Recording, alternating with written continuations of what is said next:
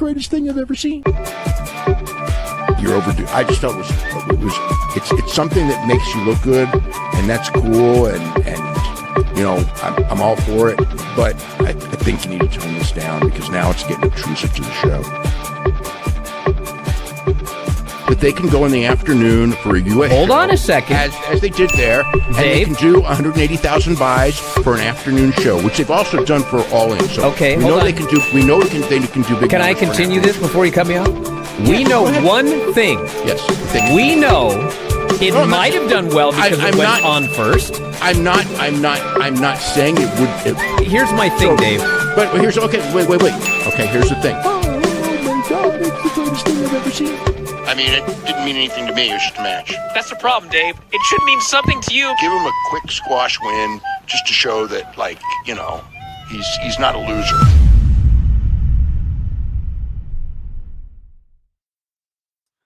What's happening, guys? Welcome to another eclectic edition of Dave Meltzer Dumb Moment of the Week. Hashtag DMDMW. I am your host, the infallible Phil S. Marks. Fucking Mark!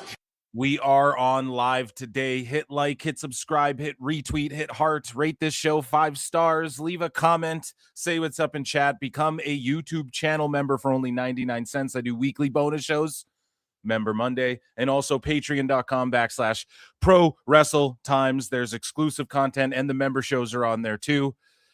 And also you can super chat in or you can gift a membership if you support what I do. Ladies and gentlemen, this week, Jim Cornette unloads on Dave Meltzer, completely felts him. AEW is getting canceled. Reactions, Dave and Bry are really melting down over the whole Niccolo Piccolo saga and AEW possibly being canceled once their TV deal is up, canceled from TNT, TBS, that is. And Bryan Alvarez versus TNA. He gets called out by TNA wrestlers. We didn't cover that. All of that and more. Like, we got some Conrad Thompson action in here. We got a bunch of stuff that's just sort of been straggling the last couple weeks here post WrestleMania, and that's been a little off topic from some of the other shows. So we're going to get rid of all of that from Phil Marks, bookmarks, and more. So strap in, flutes in the chat, because it is time for everybody's favorite segment turned show, and it is called Dave Meltzer's Dumb Moment of the Week. For, you know, the young superstar, you know, babyface, you know, that former heel thing. So Dave Meltzer, he had gotten mad at Conrad Thompson, and he had gotten upset about Hulk Hogan. Now, there's a few things that came out after I did my video/shows on that stuff, so we're going to just cover it here, put a cherry on top of that feud and that drama. And it also ties into Jim Cornette's most recent rant on Dave Meltzer, which I hope you've all checked out. Conrad, the mortgage guy, says, Dave, you made all of this up. Sorry. So if you guys remember, we go back in time, right? And Dave Meltzer was melting down on Conrad about bringing up Brody Lee Jr. and saying he's better than all of the guys in NXT because of his match from Joey Janela over WrestleMania weekend. So where we left off, Dave wrote this, like, please practice what you preach. Then do you practice what you preach, or do you turn the other cheek? Go back in time here. This is a couple weeks ago. But Conrad goes, Dave, you made all of this up. You were the one who said I didn't want to hurt anyone's feelings. I said you should be able to give a compliment without comparing that person's work to someone else's. How is that lost on you? If you're lost, you can get Conrad Thompson's own GPS system. Save 20% on GPS. But you use the link down below, Eric. And so, you know, Dave is just saying, like, oh, you couldn't hurt someone's feelings, right? He's coping about hurting feelings. And then this guy goes, which podcast will host the eventual Conrad Thompson versus Dave Meltzer debate? I'd host it, but unfortunately, I would put a gun to my head in Minecraft after listening to these two fucking guys.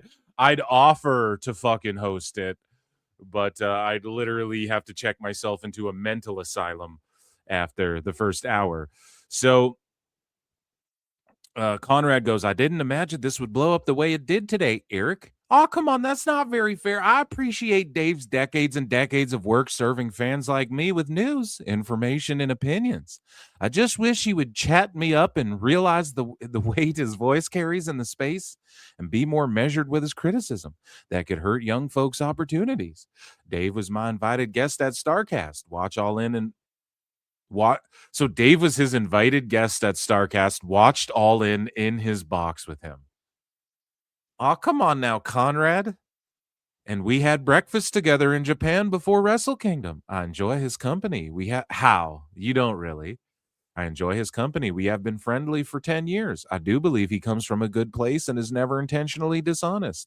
I know Bruce and Eric. Come on now, Eric. Disagree with me on that. He has gotten some things wrong over the years, sure. We all have. But his intent, in my opinion, has always been good. His blind spot is not recognizing that his opinion gets repeated and shared as fact to a large portion of the community. It's a big responsibility. And with great power comes great responsibility. Save 10% on a Spider-Man DVD down below. Yeah, he says, I shared these thoughts privately with Dave and then publicly over the last 24 hours, but my intent is not to hurt Dave in any way. I just want him to reconsider his approach. Love to have a discussion publicly, privately, whatever. There's no debate to speak of, IMO. No, but it's literally a debate. I hate when people do this. It's not a debate. We like the same type of wrestling. We just approach our critiques differently. He's been doing it his way for 40 years. It's not likely to change. Yeah, that's crazy that they're buds like that. And Dave would do some shit like, if you're so worried about hurting people's feelings, Conrad, you treated me to such a great breakfast in Tokyo, in Kyoto, Conrad. I just want to say Bryan automatically. So Joey Janela's like, damn, this is still going on. I'm sorry me and Brody had match of the year. So, of course, he's just getting his in, which is good. Get himself over. And then Conrad had this response as well to end it. Because Dave Meltzer goes, well, Conrad, watch the NFL and see how many comparisons are made with players. Read or listen to movie critics. If what you say in the context of sports or entertainment makes no sense, then it doesn't in wrestling either. Sorry, a compliment of someone and explaining how his first match was better than any for. It's just so it's so dumb to go see how the comparisons. Watch the NFL and look at movie critics and whatnot. And it's like, dude.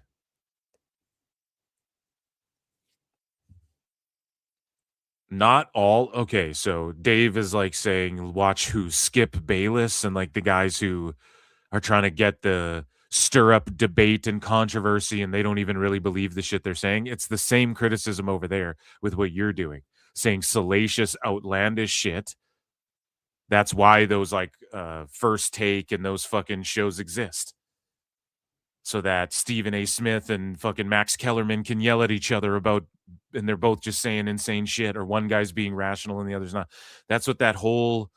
So Dave is just like admitting he's one of those guys, and it's the same critique is levied that way. Like if you want to be responsible, like that's what Skip Bayless is made fun of and dragged for. Like he's irresponsible with the shit he says athletes went on his fucking show, and we're like, dude, you're a piece of shit, and he still stood on his stuff because it's like entertainment or whatever.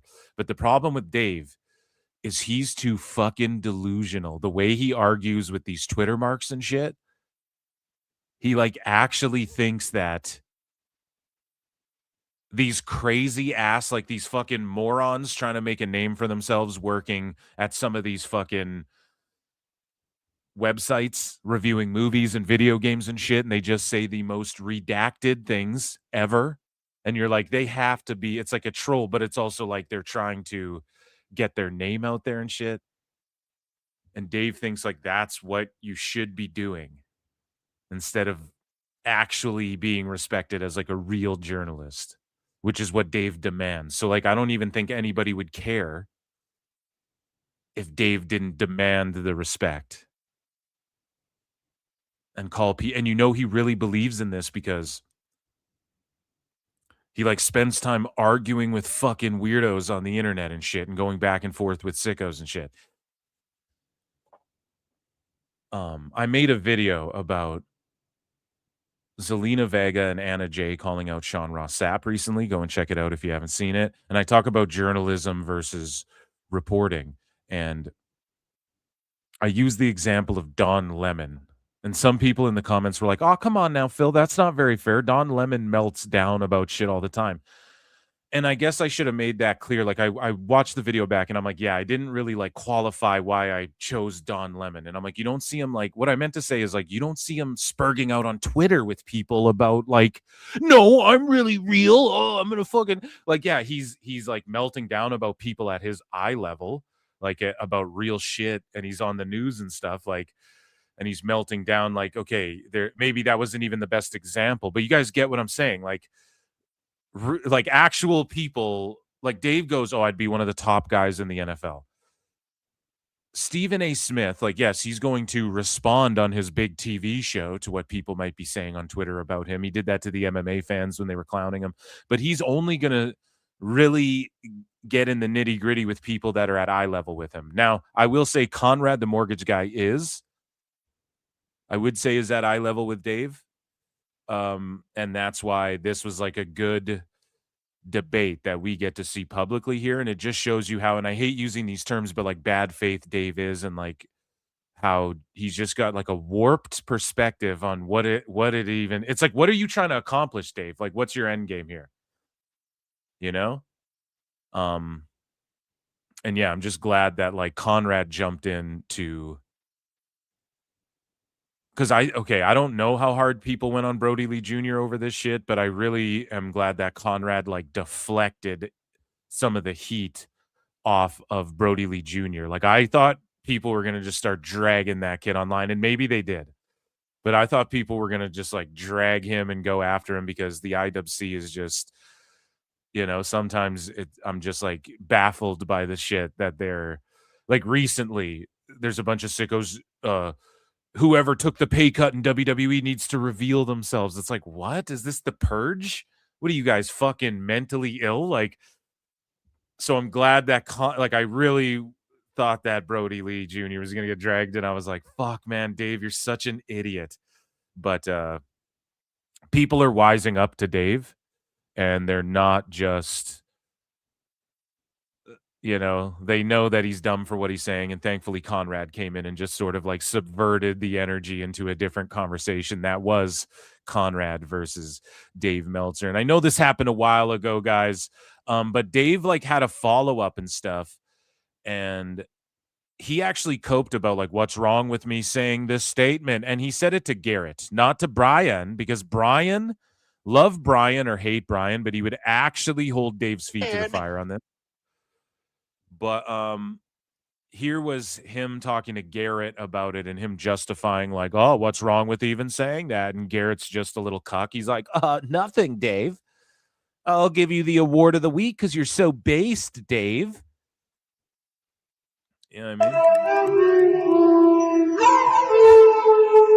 For a first match, I bet you he was better than almost anyone in NXT in their first match. What was wrong with that statement? Well, what was the? There was absolutely not a thing wrong with it.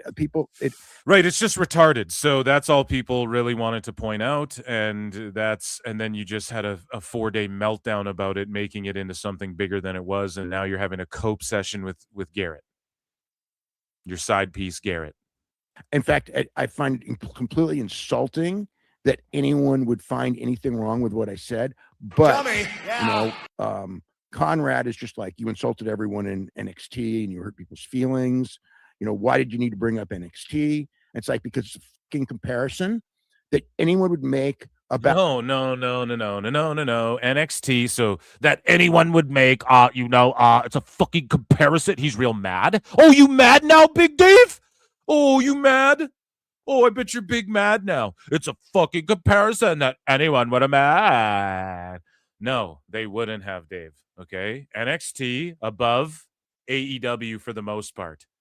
for the most part, the majority. Okay, that's how everybody views it. And then from there, you go like maybe AEW, TNA, and then you talk about like the indies and shit like that. If you're a sicko, if you're a wacko like Phil S. Marks or the PWT universe, you might go, Nuge is up there and fucking, well, Ring of Honor, like MLW's in there, right? AAA's the fucking, if you want to separate them, AAA above NXT. Like, you could really break it down, but NXT is WWE. That shit's above whatever you're talking about.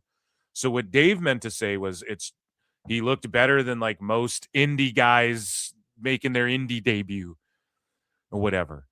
But he just won't say that because that's knocking his friends and the people who lick his balls and the people whose cheeks he tongues. Okay? Because AEW is a glorified indie. And he won't say that shit because he enjoys the indie stuff more. So he goes NXT. Because why? He hates NXT. Nobody would make that comparison. Nobody looks at Sol Ruka. I guess she's called up. Nobody looks at a Zarya or a fucking JC Jane who just got called up, or look at all the people who just got called up. So like Trick Williams, Obafemi, nobody looks at them like they look at them as all above AEW and all the indies and all the other ROH and all the other shit we'd compare to. Any other like person not in your bubble, dude, would make that comparison. NXT isn't the low of the fucking low. As far as skill, it hasn't been in like a long time, dude. Well over a decade. So, like, I don't know the old OVW or FCW days. You compare that to like peak Ring of Honor or whatever. Yeah, maybe Ring of Honor cleared that. But we're like 20 years removed from that. Not that long, but well, maybe 20 years for OVW if we're talking. But like, we're so beyond that, Dave. NXT is like a whole other level. Okay, Evolve or so, maybe even Evolve would be like, Dave, shut the fuck up. But he could just say like, his debut looked better than adults who trained way longer than him and who've had matches on the indies and shit.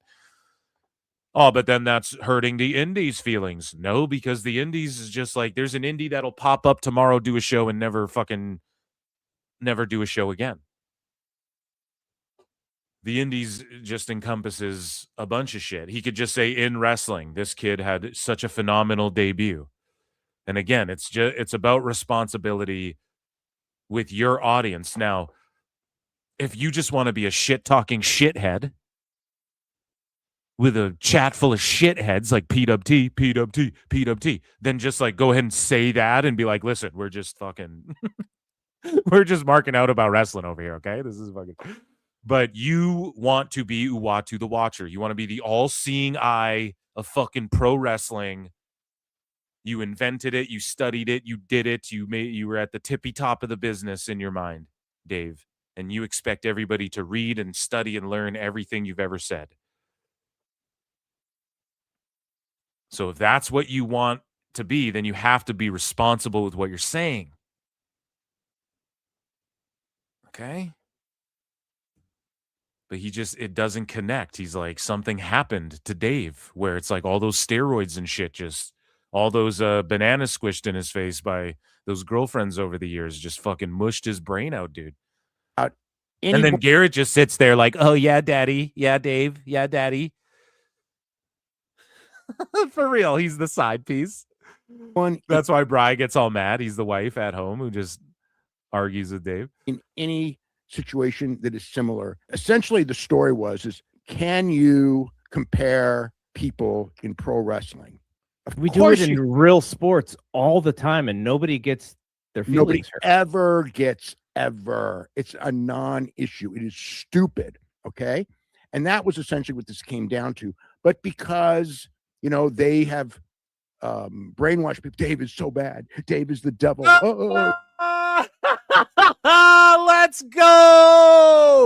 Let's go for the soundboard. One time for the soundboard. Oh, Dave is so bad, Dave is the devil. No, dude, Dave is a dumbass. Okay, DMDMW, buddy. You're missing one D word there, and it's a dem, right? And here's the thing. He's like, it's because they want to paint me like the devil. What do you mean, Conrad Thompson? The guy who who's they? You mean the guy who took you out to breakfast in Kyoto? In Okinawa, and then y'all flew to Tokyo and went to Wrestle Kingdom. You mean that guy who treated you? You were his guest of honor, like his personal invite to his first ever own WrestleCon. Oh, come on now, Eric. And that was definitely so that Dave would write about it. Starcast, right? That's so that Dave would give it good coverage. No, but like Conrad's talking about how he likes you and he treated you and all this shit, and Dave's like, no, these conspiracy theorists, these old fraudcast grifters, Bryan. For, the young superstar, babyface, the former heel thing. So he's fucking crying. He's stupid. Okay. And look how he's trying to like pretend to be mad. I'm really upset by this one. You're stupid. And it's because everybody pointed out how fucking stupid he was. Do you know why he's melting down? Because Conrad actually owned him by being like, you're irresponsible with what you say. Never gets ever. It's a non-issue. It is stupid. Okay. And that was essentially what this came down to. But because, they have brainwashed people. Dave is so bad. Dave is the devil. So I said it. And Conrad's thing, of course, is, if you say that, all these people are going to go after Brody. Well, nobody went after Brody. And if they did, that ain't my fault that you... see, and he doesn't care. Well, if they did go after this child, it ain't my fault. Fucking Dave, the kid's mom,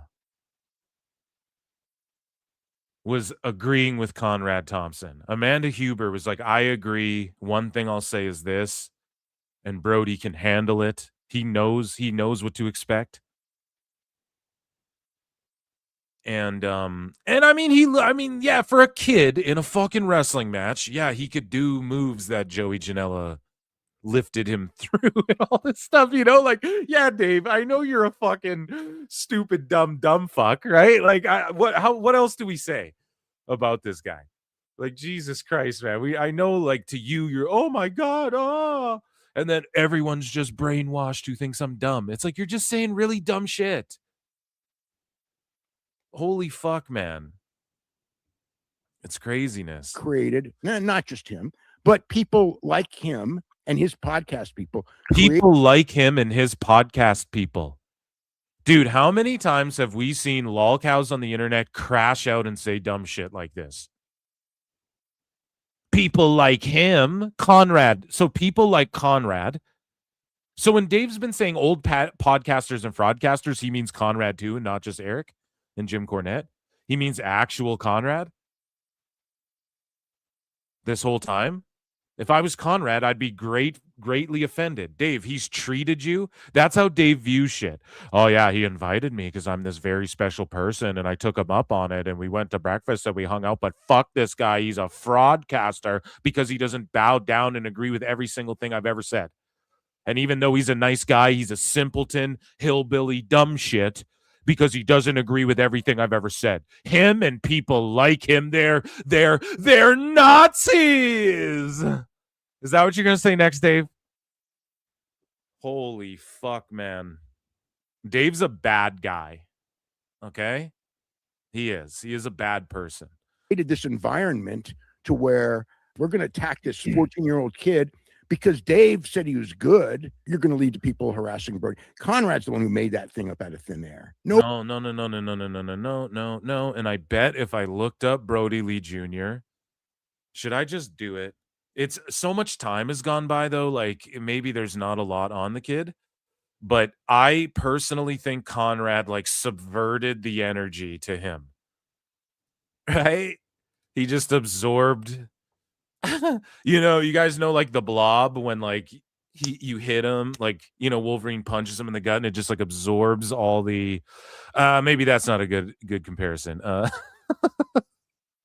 Listen, he definitely deflected the impact from that. No TNA. And I'm going to just look up Brody Lee Jr. I'm just going to see. There's got to be like sicko Redax saying weird shit about him after that. Yeah, what I'm seeing is just people like the first thing that comes up. Maybe Dave was right when he said that Brody Lee Jr. was better in his match than a lot of NXT wrestlers. Like, do you know what I'm saying?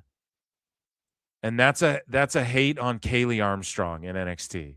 So it's people fucking doing the opposite and hating or repeating what Dave says because he caters to the sicko-iest of the sicko who can't think for themselves.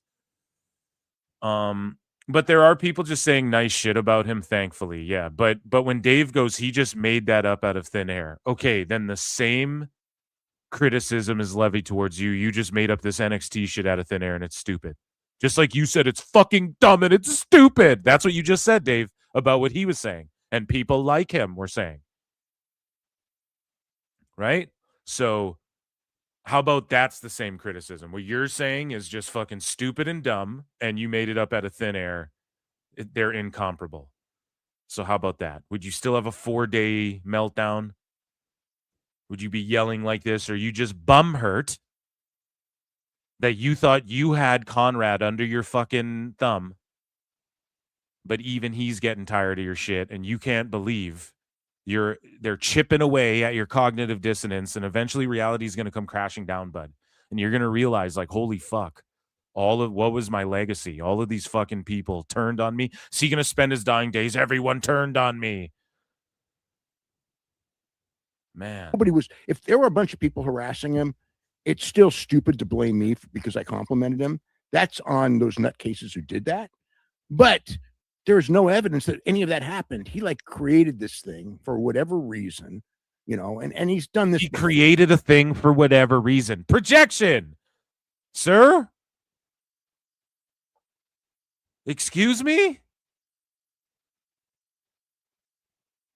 Or, that's projection of the highest order. I'm going to check in with chat. Sorry, guys. We're going off. Passive aggressive kind of thing where. A passive aggressive. He directly commented to Dave. Dave is the fucking guy. Garrett, you are a cuck. Dave is the fucking guy who goes out there and won't respond to Niccolo Piccolo. He'll talk around him. He won't respond directly to fucking what people are saying. He'll talk around them. He won't respond to Alfred Cunningham. He'll talk around them and call them frauds. He'll only engage with certain fucking dumb fucks. And then when it's someone like Conrad, then he throws a hissy fit. So what are you talking about passive aggressive? Man, I get why Garrett's the side piece. He just makes Dave feel real good about himself, huh? On the weekends and shit, huh? He's dealing with Bry all week. They're up all night fighting. They're tired. They're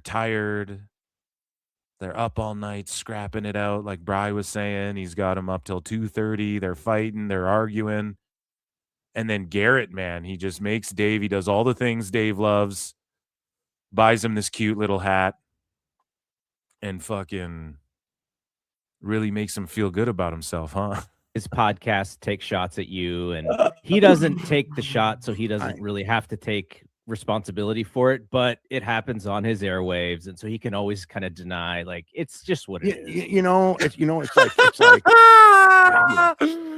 we gotta get through this clip. It's a 2-minute clip. I can't get through. These two are fucking coping. Oh my god, cue the music. You are coping and seething. You just can't accept what you're seeing. Yes, you're coping and seething. The truth it is scalding, and now you are molding and coping so hard. Coping and seething. When I promise we're gonna get through it. I mean, again, people were sending me the "fuck Dave Meltzer" T-shirts and everything, right?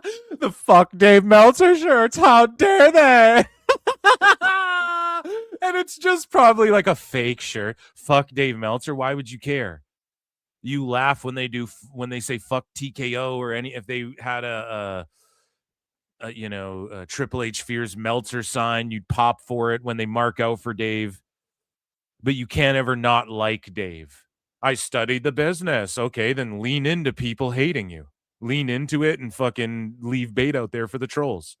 Then you shut motherfuckers like me up. A lot of people are like, Dave's just trolling. No, he's not. No, he is not. Okay? And people who know him will tell you he's not. He is not. You know, the little deals of them.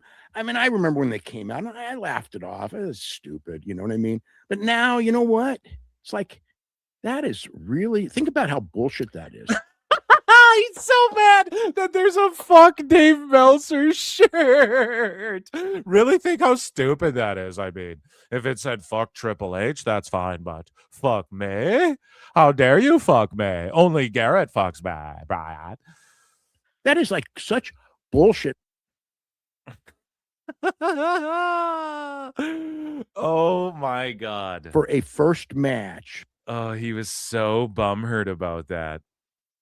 And so Jim Cornette chimed in on this fight, right? And he had a couple posts about it. And guys, I'm checking in with chat, okay? Get your chats in because I'm checking in like a minute. We just got to talk about just the Cornette shit before I forget.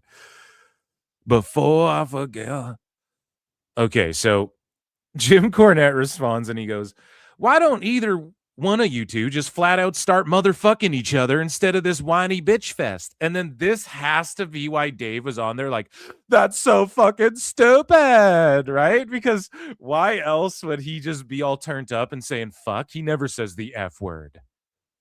You know, but Cornette thank you, fuck you, bye, boom. And he's like, nobody can even understand what the fuck you're arguing about. It's so good. And he's right. Why don't you guys just start motherfucking each other? Like, why are we just having this whiny back and forth? But it's because Conrad thinks they're buds, but Dave is just bumhurt. And so Cornette gives a breakdown of this situation. Not even of this situation, but he talks about Dave Meltzer and his takes on Hulk Hogan. Here, I'll check in with chat, and then we're going to play this clip, and then we're going to talk about the Hulk Hogan stuff. And again, I know we talked about it before, but we got to cover it before we get into the new stuff, because it's been sitting here for a minute.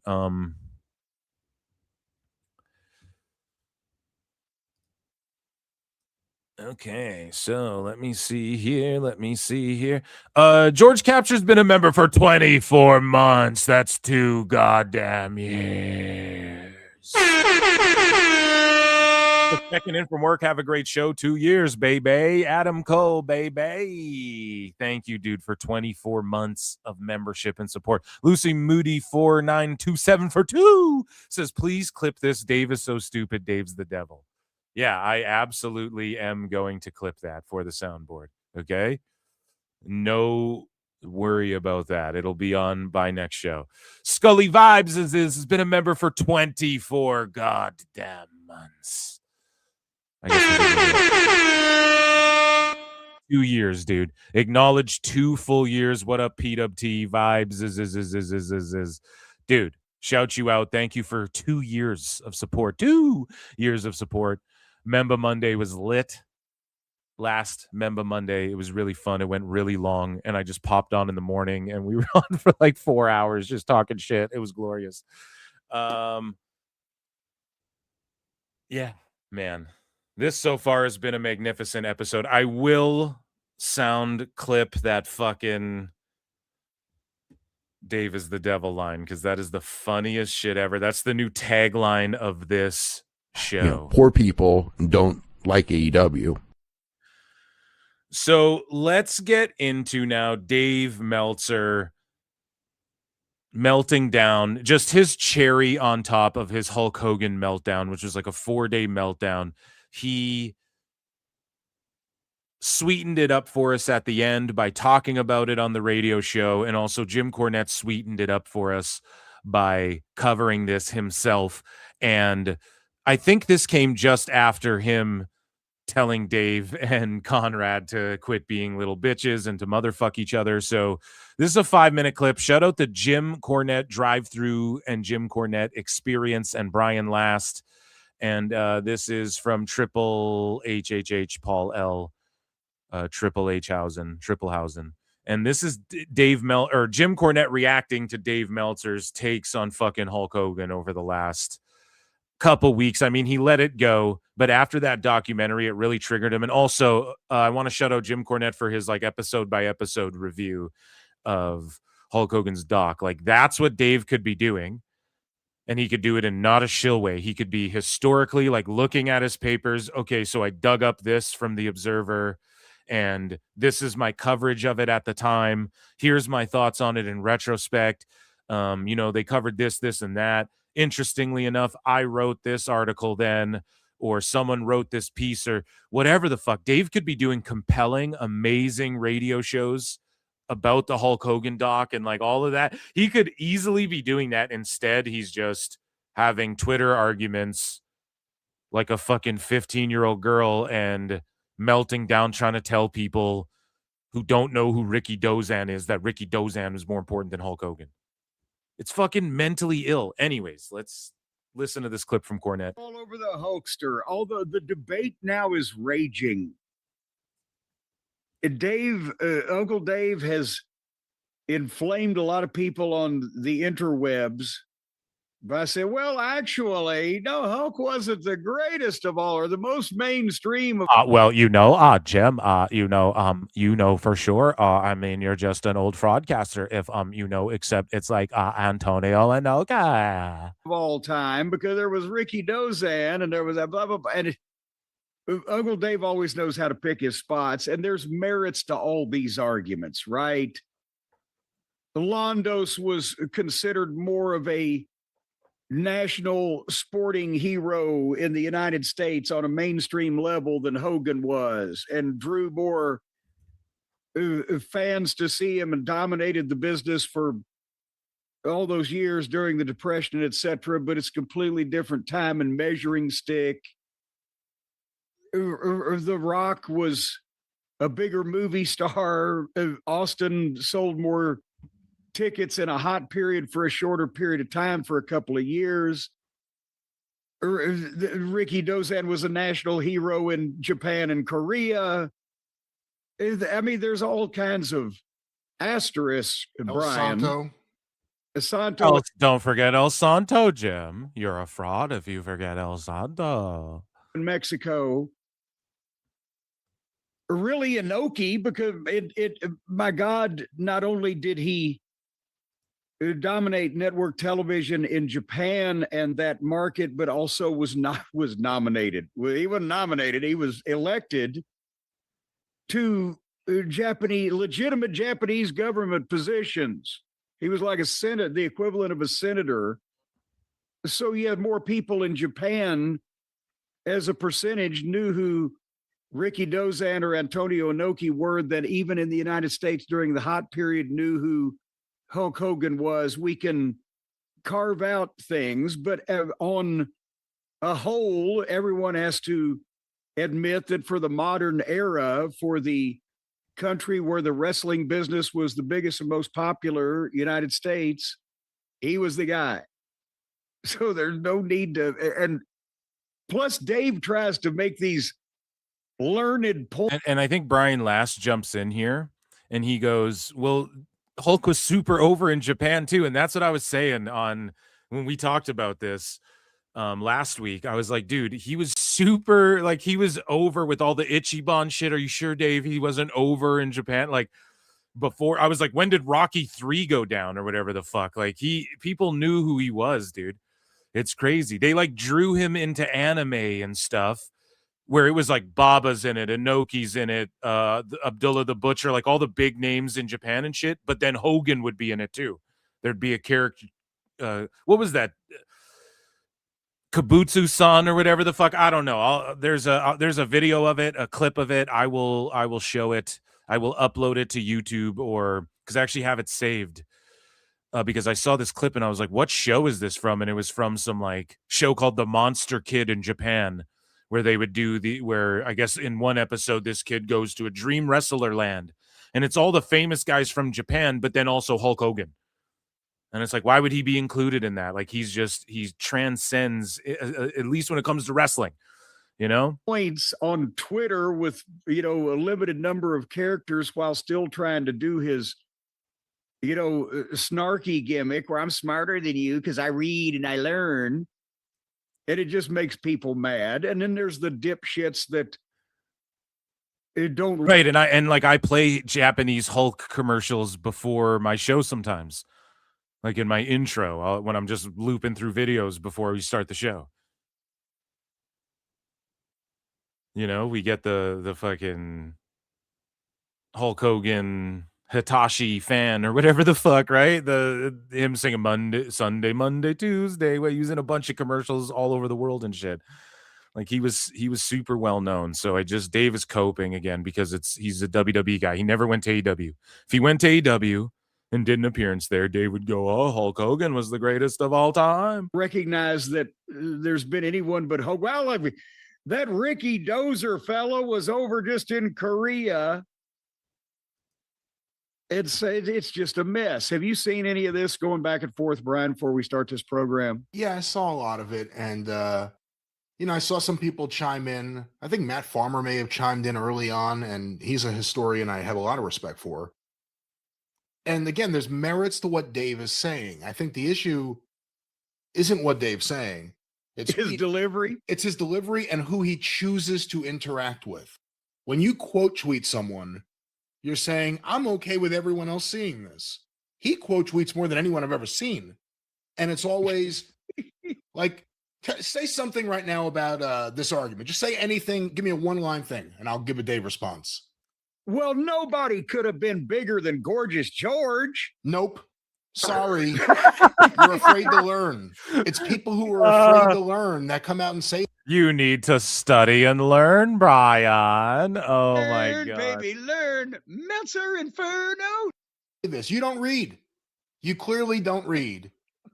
These are the rules. You're not playing by the rule. Like, it's just insanity. And again, Dave chooses to do it. It's not like it's an involuntary thing. He just has to be on Twitter. It's a choice. It's a conscious choice. So I think he's interacting with ignorant fans. And let's be honest, the vast majority, very few fans know the worldwide history of wrestling. That's not a common thing amongst wrestling fans. We are a minority. Right. Sickos and wackos. But Dave's like, no, we're a higher educated, more learned fan. Okay, but then you're going to sell tickets to just those guys? All right. That's not... There has to be appeal to the masses. And Hulk Hogan's a pop culture guy. More like, who has more influence in pop culture, Hulk Hogan or Inoki and all that shit? You want to talk about government? That's one thing. Ask somebody to name 5 politicians. Most people probably can't even name 5, So let's get real here. So you could educate people. You could ignore the ones who are just coming at you because Bruce Pritchard doesn't like you. But it's the way Dave conducts himself. Dave could put the comments out there and just respond to the intelligent people in a respectful way. Instead, he says snarky shit. Because it's in bad faith and he knows he's just tricking dumb people. And he's gotten so used to, I'll say some dumb shit and then I'll convince dumb people that that's what it is. And I'll keep making millions off of wrestling. When you agree with what he's saying because it's historically... He might not make millions anymore, but over the years, Buddy's made tons of money. Factual. He says it in the most condescending fashion, and then he chooses to respond to people in an even more condescending fashion, sometimes ignoring what they're saying.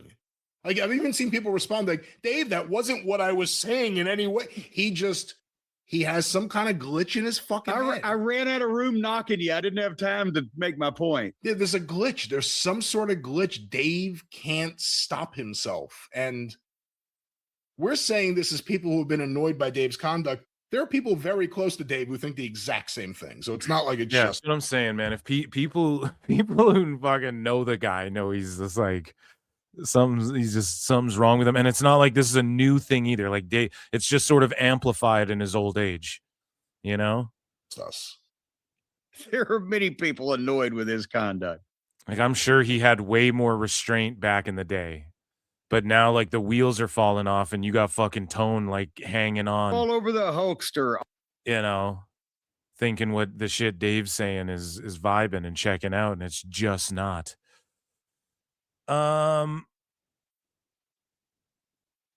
So what are we going to do next? We have Throwback Dave, we have WWE Dave, we have Bryan versus TNA. We have AEW Dave. We got a bunch of stuff here. So let's start with some trying Bryan, okay? Because he sort of gets felted by Ash by Elegance here, and then also like Dave Meltzer copes about TNA as well and their ratings. He's like, it cannot be. And again, this was like a few weeks ago. I want to say we're catching up on all the stuff we've sort of skipped over the last few shows, right? So Ash by Elegance responds to Bryan Alvarez, who puts out this video, and it goes, this was the train wreck to end all train wrecks, TNA Rebellion. So this is his review of TNA Rebellion.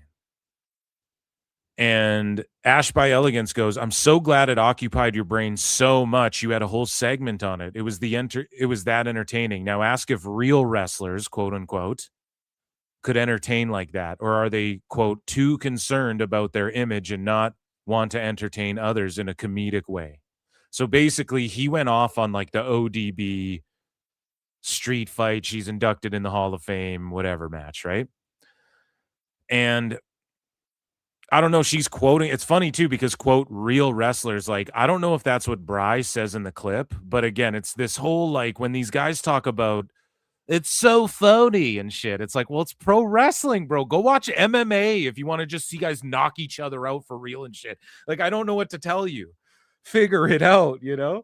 So Ash is just like, and I guess this is a quote, she's like, oh, are we too concerned about our image and we don't want to entertain people in a comedic way or whatever? Like Bryan, who fucking went out there and got in a chop battle with Sean Ross Sapp and threw the shortest super kick. Like, that wasn't even on Sapp, dude. Bryan just couldn't get up. You know what I mean? Like, Bryan's such a shorty. He just couldn't even get his leg up there. The worst super kick of all time. The goofiest, gooberish shit ever. A dirt sheet fight in a fucking... at an indie show. You know, and you're going to sit there and like criticize, oh, people are concerned about it's a comedy act and a not serious wrestling and all this shit. He's just such a goofball. Wheezy Blonde says, nah, that match made my entire year in the sea of fuckery. Pop off. Okay. But yeah, everyone's just agreeing with her. They're just like, yeah, cook that fraud. And I don't think he had shit to say to her, because why would he? These guys are fucking...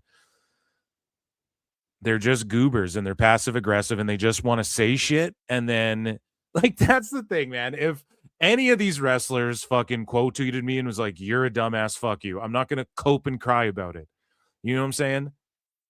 Or I'm not going to like fucking ignore, like Ricochet's like, oh, you're a loser. And I was like, yeah, well, fuck you. You know what I mean? And then we just... you know, I'm not gonna be a crybaby about it. If he does some good shit, I'm gonna say he does some good shit. If he does some bad shit, I'm gonna make fun of him and I'm gonna say he does some bad shit. It's just that simple. Like, it's not but Dave and Bryan, they're just like, oh my god, how dare they? I won't even acknowledge this. I'm above you. And it's just like, fuck you, buddy. And I think we got more. So yeah, so the TNA ratings come out, right? So this guy at Bear Down 316, what? Says the 4/9 episode of TNA Thursday Night Impact on AMC obtained 257K viewers with a 0.04 in the key demo. Now, since then, TNA did like one of their lowest ratings. Now they're back above 200K. So this is a few weeks ago, right? But it was number one in cable on the night with teenagers 12 to 17, scoring a 0.08. The demo for teenage males was 0.16. TNA crushing in that regard, man. Also the number one spot for the night. While the viewership is way up from the previous week, the demographic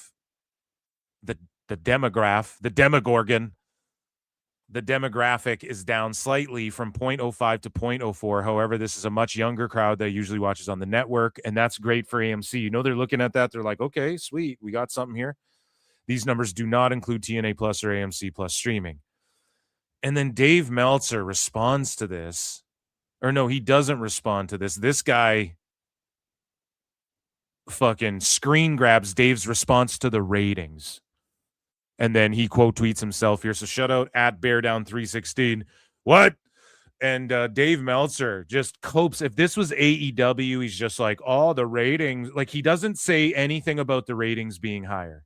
Or he talks about them being lower this week because, Nielsen changed again or whatever. So he never fucking plays this game with AEW. He'll even use the fast national numbers, then not correct them in his tweets, and then tell you to study and learn. So Dave Meltzer writes this whole cope paragraph. Boy, are there some real issues with the numbers this past week?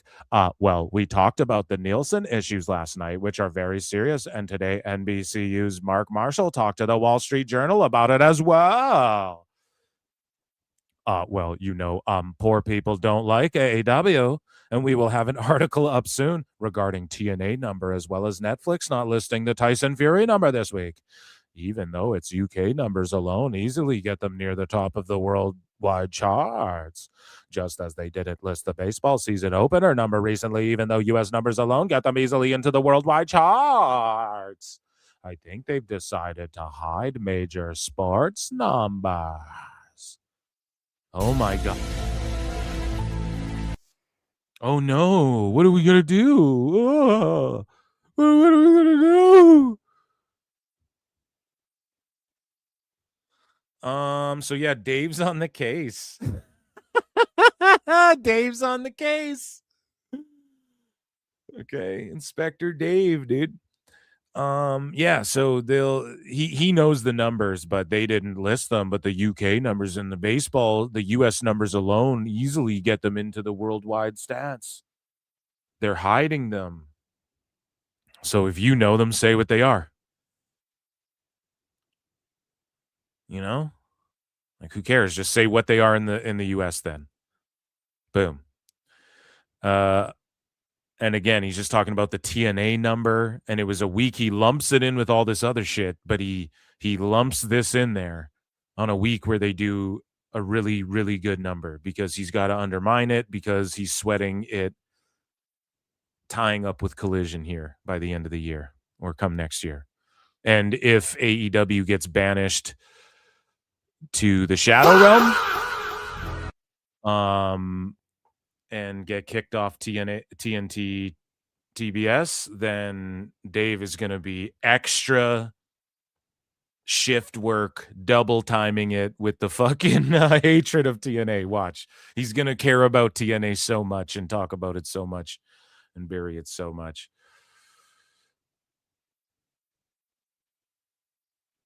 Speaking of TNA, this was Dave Meltzer and Bryan Alvarez's take on Carlos Silva's reasoning for pulling TNA talent from matches against AEW talent. Now, again, if this was Tony Khan, Dave wouldn't say any of this shit. Okay? The best guy is Tony Khan. He would just be saying he's the best guy. But because it's Carlos Silva, he's trying to be extra critical and stern and blah, blah, blah. Meanwhile, when Tone was pulling people off of indie shows, Dave did not have the same energy at all.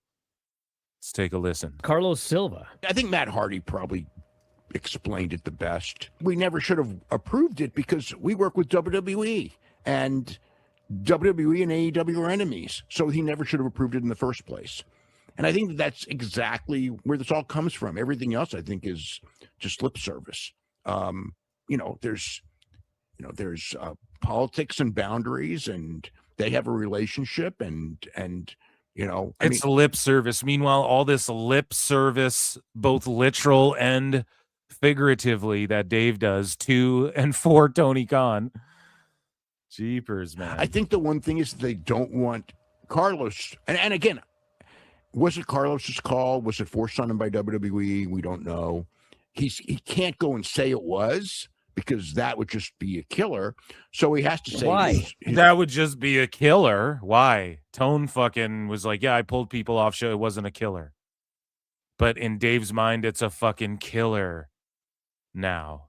And then he's going to sit there and pretend he's not just a hater on TNA and shit. And he doesn't sweep for AEW. Because Carlos Silva doesn't phone Dave on the fucking phone in the middle of his show.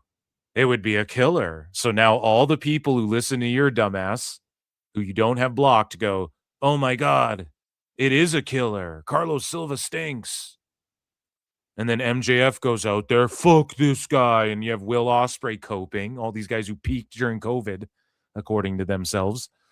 Because it would tell everyone that we all know that WWE's running them.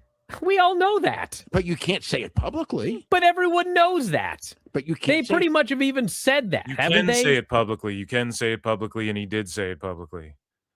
He's like, yeah, I did what I did. Sucks, but it's business. No. Not that they're running it, but like, we all know there's an agreement there, and obviously WWE is going to call the shots because they're the bigger promotion. Yeah. I mean, but you can't say that to your own fan base, because then your own fan base would your own fan base knows. This is like the most not secret in all of wrestling. AEW. Exactly. Like, he addresses it head on. They have a picture of Carlos Silva addressing it head on.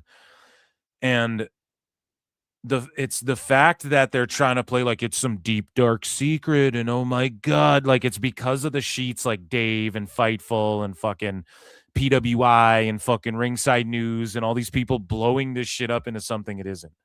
Motherfucker pulled some people off shows. He didn't even pull them off shows. He just reworked their matches. Cry about it. Fucking Tone does the same thing. Tone literally pulled people from shows. You guys didn't say shit about it. Well, whatever. Bry's just laying in the cut being like, who cares? So I'm kind of with him on this one. But Bry's trying, right?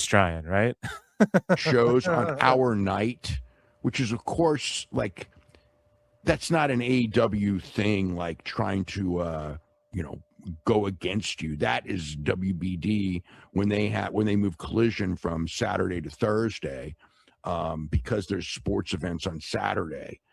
Oh, so WBD calls the shots? No, just joking. But, and this is a real take from Dave. So I guess like base Dave for this one moment in time, like,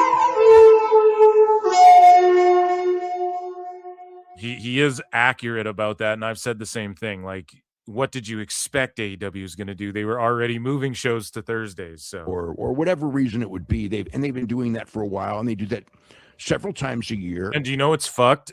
I guess the dirt sheets reported that TNA actually moved Slammiversary back, so it's going to start 5 hours before Slammiversary is going to start at 3 p.m. And then what's the AEW show going head to head? Double or Nothing, or whichever show goes head to head, or Forbidden Door. I forget which one. It's going to be pushed, or that show is just going to remain at 8 p.m. So TNA will cross over with their 0 hour matches or whatever. But TNA shouldn't have done that. They just should not have done that. You just have to play it like, fuck these guys, We're not going to wrestle with them and shit, but we're not going to back down our times or anything like that. Just stand your ground. And then, like, if you eat it on the chin, then okay, you fucking, but you rebuild, you just show you're the better show.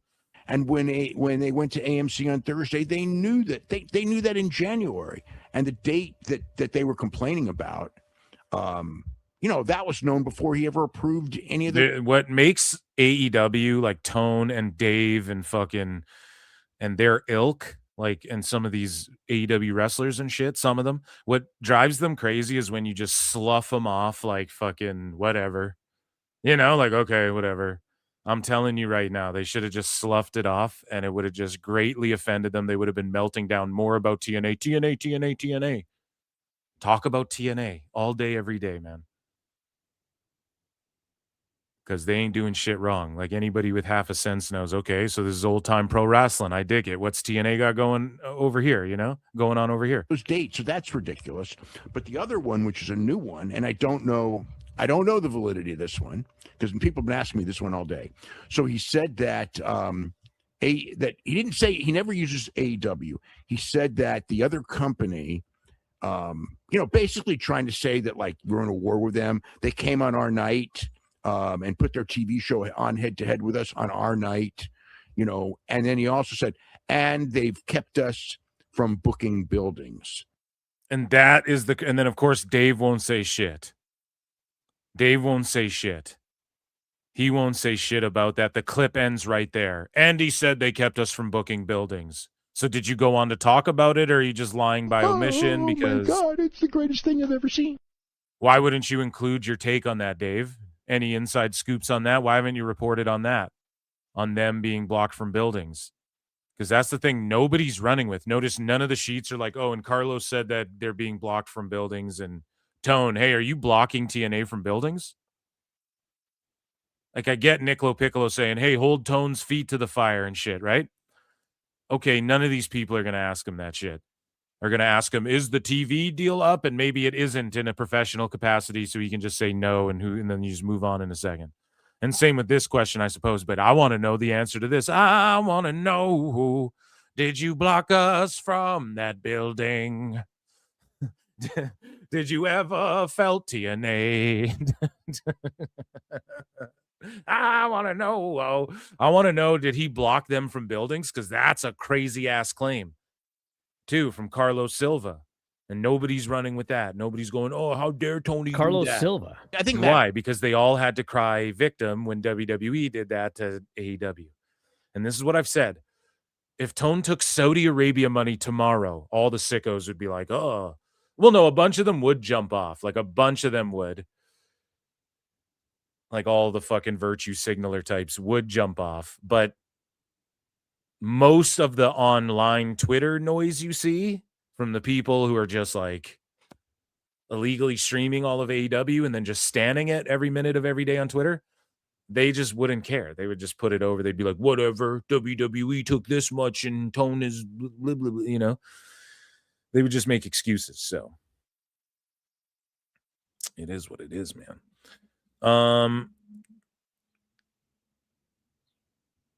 Man, where do we go next? Where do we go? Where do we go now? Where do we go? Where do we go now? Where do we go? I hope you guys like the singing. I don't know what we're going to pull up next. Let me just think this through here. So let's transition over. There's a lot of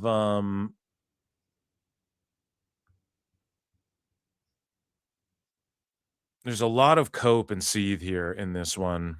I just don't know. Do we go back in time? Like, we have Throwback Dave. We have fucking him just saying dumbass shit. We have WWE stuff. We have cuts, roster cuts. I guess that falls under the WWE umbrella. Let's just go with Dave, like, just being a full-blown dumbass and some Throwback Dave clips. That's definitely the way to go. So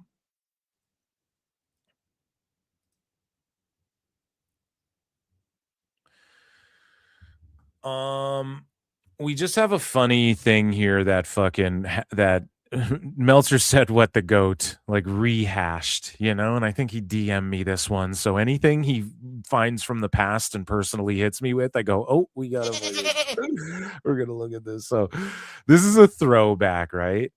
And it has to do with a Tanahashi match. So Meltzer said, what's this? One of my favorite observerisms, and this is in 2019, is the fictional argument with yourself. For example, instead of just saying the Tanahashi match was awesome, you create a fictional argument that never occurred in order to segue into a negative comparison of WWE versus New Japan.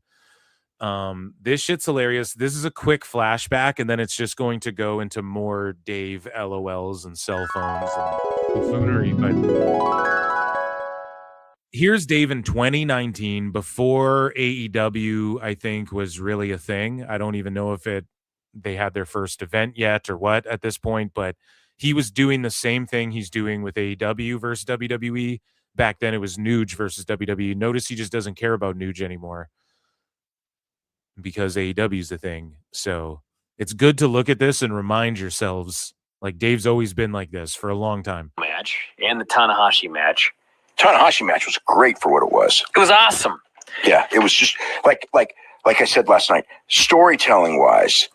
I mean, you know, I don't think that's like the funniest thing in the world. Okay, in the sense of, you know, you have these like mindless. Nobody's laughing. Dave always goes, "It's the funniest thing in the world," and it's like nobody's laughing or having a chuckle.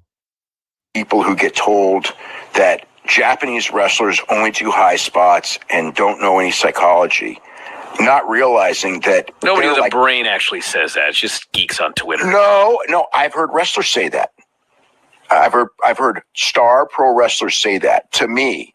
That, well, you don't like psychology and story. Hey, look where Nuge is. Look where WWE is. Look what you perceive where AEW is and what you perceive as the best wrestling, Dave. So they're all right. It doesn't work. It doesn't work because it doesn't draw. Long term, it ain't going to draw.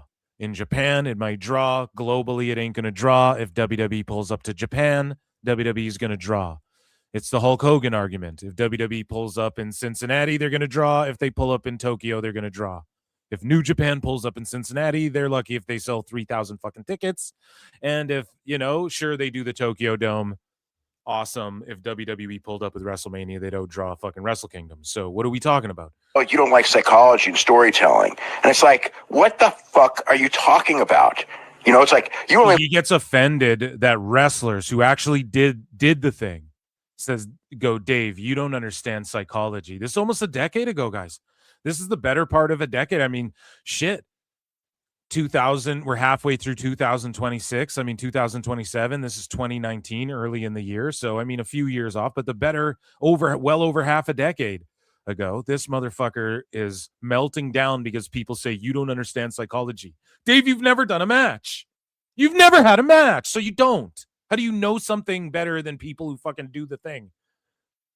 And you've never done it. Like high spots. And it's like, what? Like Kenny Omega and Tanahashi, who are the best storytellers in the freaking business. And Okada, they're light years. Kenny Omega's the best storyteller in the business in 2019. They're light years ahead of the guys here.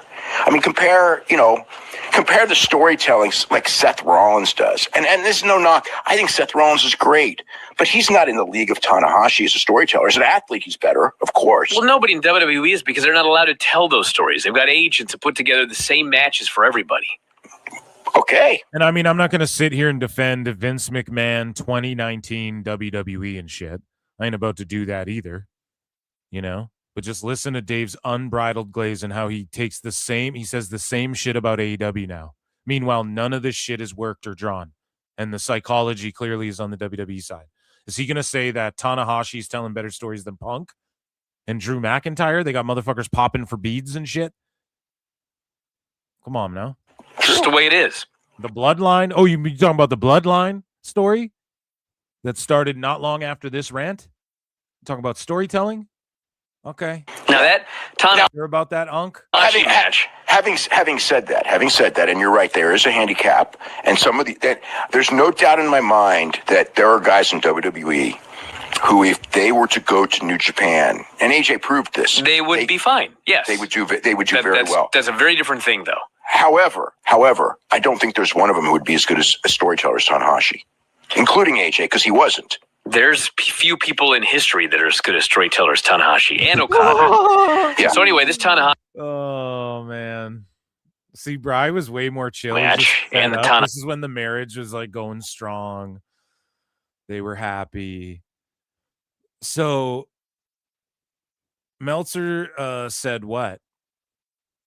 Post this from 2019. Who sold it better, Tanahashi or Alexa Bliss? So now he's going to knock Alexa Bliss here in 2019. This is in August 1st, 2019. He lands and he does this Terry Funk selling of his knee. It's like the greatest selling ever. When this match was over, I've decided that, like, Tanahashi, not only is he one of the greatest wrestlers of all time, which I already knew, but he is the greatest seller I've ever seen, ever. He's just crying, selling, but not like Alexa Bliss crying, selling. This is like the most realistic selling that he does for the rest of this match. And he's it looks like he just blew out his knee. Now he's still got to wrestle, and he's in there, and they just keep going. When UFC fighters blow out their knee, do you see them crying, selling? No. So in movies and in pro wrestling, when he goes the most realistic, he actually means like the phoniest, because real selling isn't like that. Okay. Now, when Anderson Silva snapped his shin in half. Yeah, he was crying selling, right? When he fucking threw that leg kick on Weidman and snapped his leg into Oblivion Creek. And Owen Hart kicked his leg from his leg, Brett. Yes, you're crying selling. That's like a freak accident, right? But when the same shit happened to Conor McGregor, he wasn't crying selling. He fucking sat down and went, "Ooh, I'm in your wife's DMs. I fucked your wife," right? "I'll fight you in the parking lot. You won't do nothing," right? So, yes, there's different reactions. I get all that, but I don't know, dude. In a fight, you're not crying selling. Like when Dave and I don't care in wrestling, the crying selling, like I like it. It's cheesy. It's fucking that's pro wrestling, baby. That's the theater. That's the, that's what I love about it. That's what makes it different than fighting, But when Dave goes the most realistic, it's actually like the opposite of that, but he just doesn't really ever know what he's saying, even back in 2019. Owen, Tanahashi can barely beat the 20 count to get in because his knee is shot. He comes in, he actually gets some offense in. He's getting there. Then it just turns into this awesome 2019. That's like the 90s and shit. What are we? Some awesome match. And he's just like selling everything, but still like not giving up. And he just wouldn't give up. And finally, it's a dragon suplex. There's a crossbody off the top. And does a high fly flow halfway across the ring for the pin.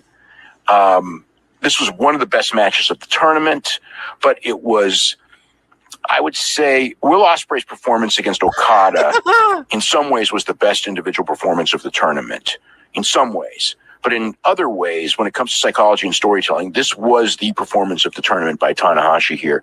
And Kevin Kelly, it's over, and he just goes, "I've been doing this since 1991, and yeah, this guy is one of the greatest of all time." And then he just goes, "The greatest thrill of my announcing career is the ability to watch Tanahashi matches, to call Tanahashi matches."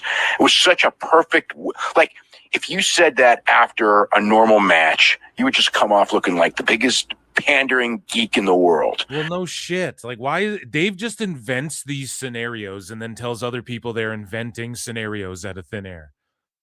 If you said that and it was just a normal match, well, that's why that's why Kevin Kelly's a fucking amazing commentator. He's one of the fucking best guys on commentary, best ring announcers, whatever you want to fucking call it, ever. So, but when you say it, what are you talking about? After a match like this, after a performance like this, it just accentuates it. And it was so. That's why he made the call, Dave. Yep. You don't got to break that down. Oh, like the line, like I'm watching this going, like, I'm thinking in my own mind, like, this guy, he may be the greatest wrestler I've ever seen. I'm not saying he is, but he may be, because I start thinking, like, let's see, compare him to like Ric Flair. And I mean, in a lot of ways, he's better than Ric Flair, a lot of ways. Or Shawn, he's better than Shawn in he's a better seller. His psychology is better than Shawn.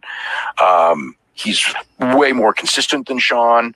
Kobashi, Yeah, so I would just say, like, in ways, yeah, just the way he says, like, better too, which, I mean, I'm not trying to be like a pussy with words and stuff, but it's like better than Flair. It's like, okay, in a lot of ways, he's better than Flair. Nobody's better than Flair, guy. Like, why don't you say, okay, his and that last criticism or note that Dave had was okay, like, he's more active than Shawn Michaels or whatever and operating at this high level.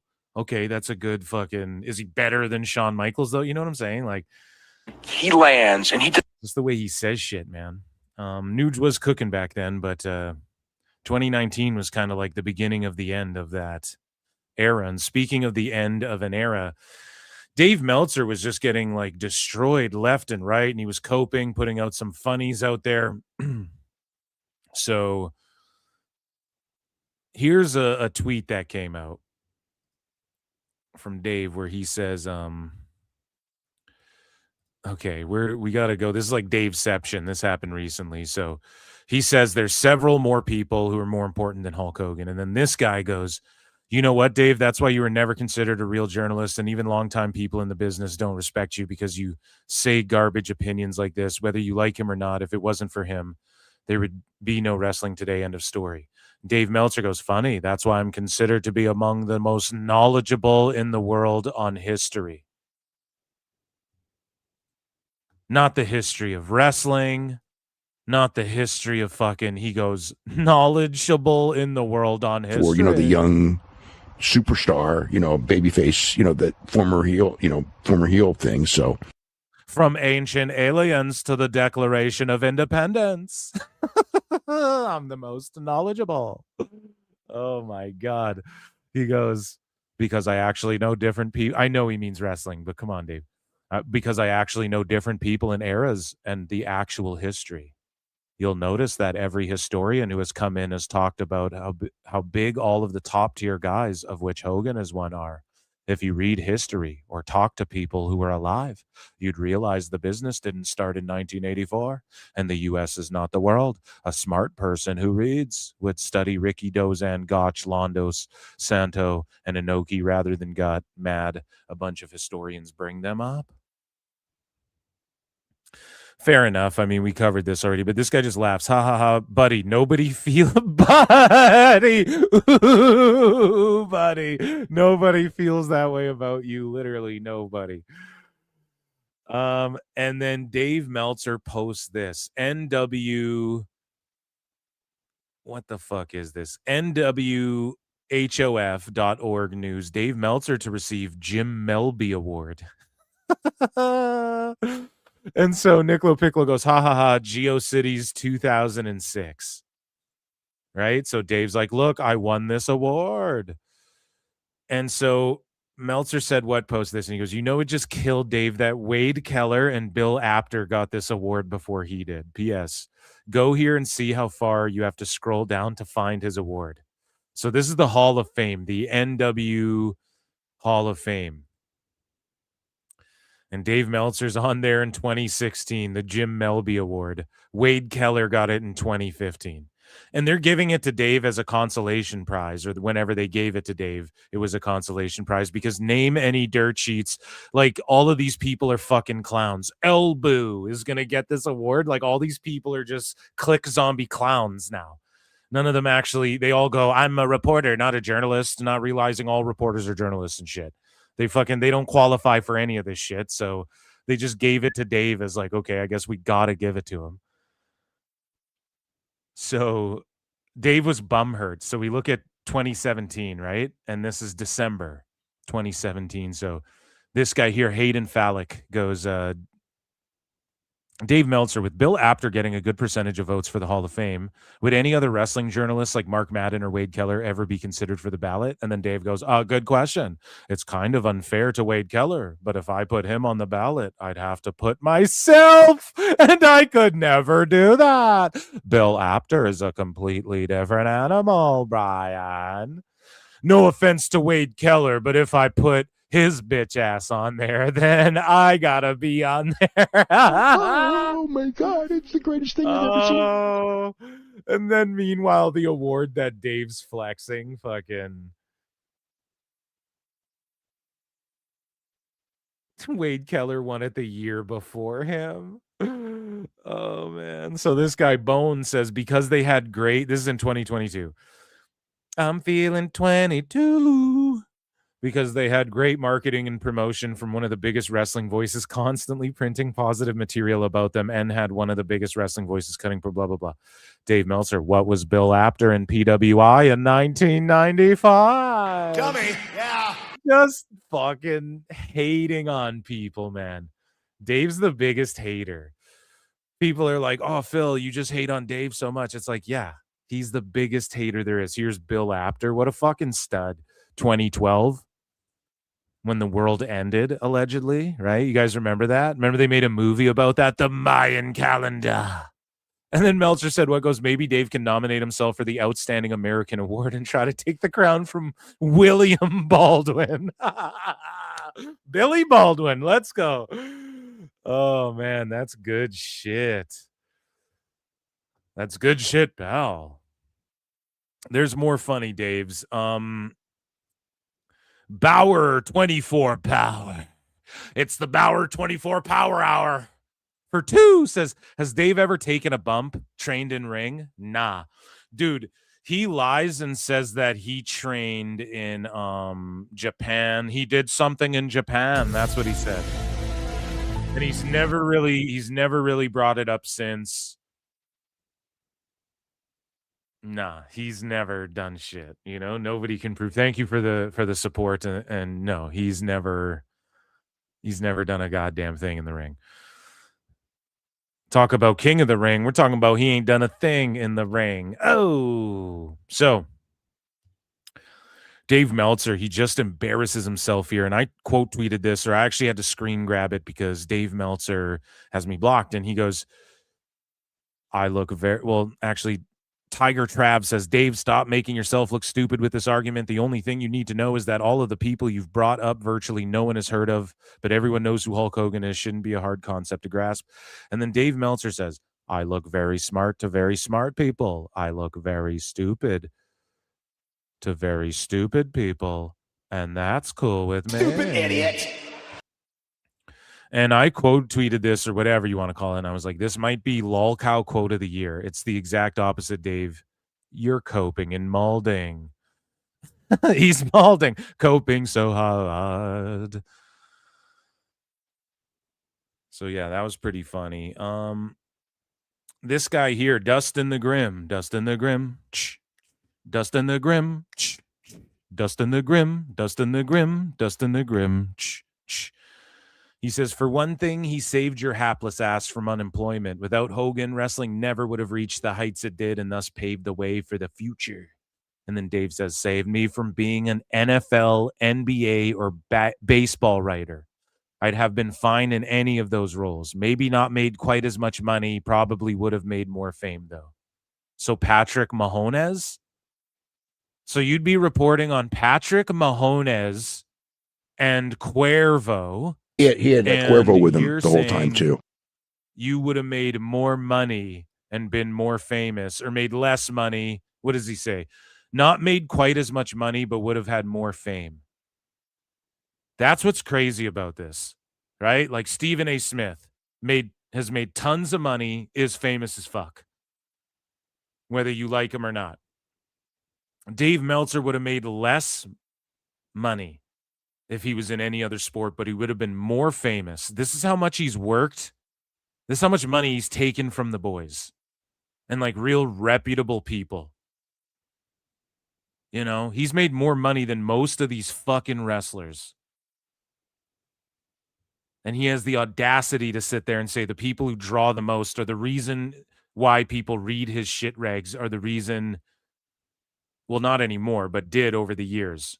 The popularity of Hulk Hogan, WCW, WWE, the Attitude Era, and all this shit, and John Cena and stuff, giving them a reason to read his awards and his newsletter and all this bullshit.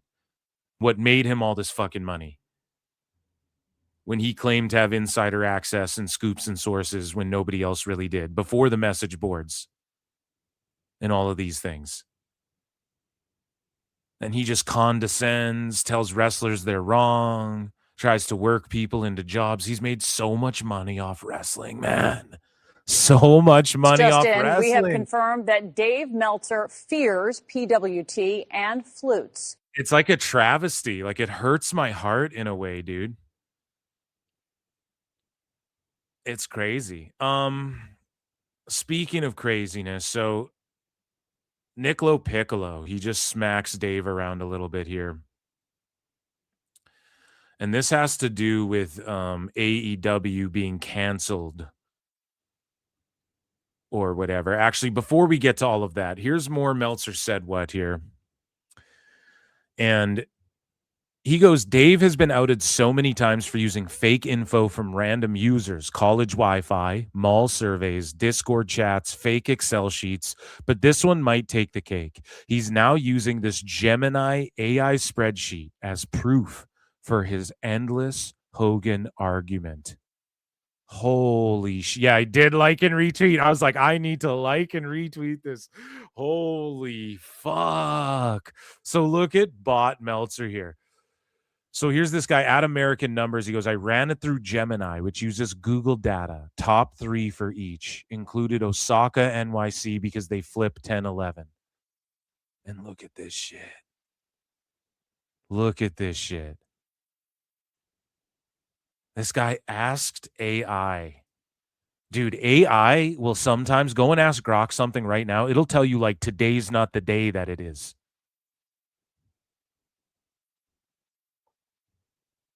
Man. That's fucking delusional. And so this guy here says, I'm proof that Dave Meltzer just says whatever he's thinking in the moment. Here are his comments on Hulk Hogan's importance from Vince McMahon's documentary. You can't overemphasize the importance of Hulk Hogan. You take Hulk Hogan out of the equation, I think Vince fails in his expansion. I'm relatively certain he fails in his expansion. You can't. And so again, he just says that when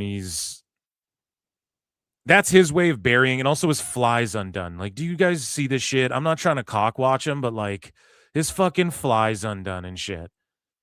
Like, I don't know, Dave. It might be time to go to a home, buddy. It might be time to fucking wrap it up and just, you know. Oh my God, it's the greatest thing I've ever seen. You made all this money. You can afford a nice retirement home, dude. The nurses will do you up there, champ, you know? And, oh, man. So, again, like Dave, he is kind of burying WWE there in a way. Like, oh, Vince, the expansion wouldn't have worked. But again, Dave would just argue, well, that was in America. That's not the world, you know. So that clip is whatever. You can interpret that how you want. Not trying to defend Dave here, but he just loves to flip flop. We know that. Can't give him the benefit of the doubt because he's always flip flopping. And again, here's him saying this shit right here. Where did the wrestling would have died without Hogan argument come from? Well, Dave, you just said it on Netflix. Or yeah, that was on the Vince doc. On Netflix, you said yourself that the expansion wouldn't have worked. If the expansion wouldn't have worked, wrestling wouldn't be what the fuck it is, for good or for bad. WCW would have came along and then died, or everybody just would have fell into this is a carnival. It would have just regressed into nothing. What would have given it a hot period? There wouldn't have been Austin. There wouldn't have been any of this shit that gave it a hot period again. So, like, you sort of said that it would have died without Hulk Hogan. All I kept seeing is people going like, oh, this thing would have died if there was no Hogan. And I'm thinking, like, where is this coming from? That wrestling would have died if there was no Hogan. Now, would it have been as popular in the 80s as it was, or at least WWE, without Hulk Hogan? No. He's a difference maker. You know, I mean, a major one of the biggest of all time. But would it have died? I mean, no, like it'd be like a circus act again. Like, where would Stone Cold have popped off in ECW? Would ECW have taken over, and all of a sudden Paul Heyman would have got good at the business side of shit? Like, you know, what are we talking about? There is like no, it wasn't dying before him. It didn't die after him.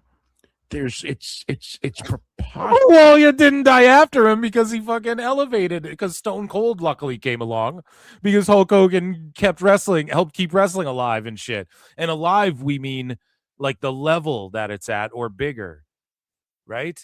Like, yes, pro wrestling wouldn't have just gone away. Just like roller derby's not on TV. There's still roller derby leagues and roller derby, whatever the fuck. People still roller skate. They don't do that anymore either, Dave. But there's people who still do these things. They don't just die and go away forever.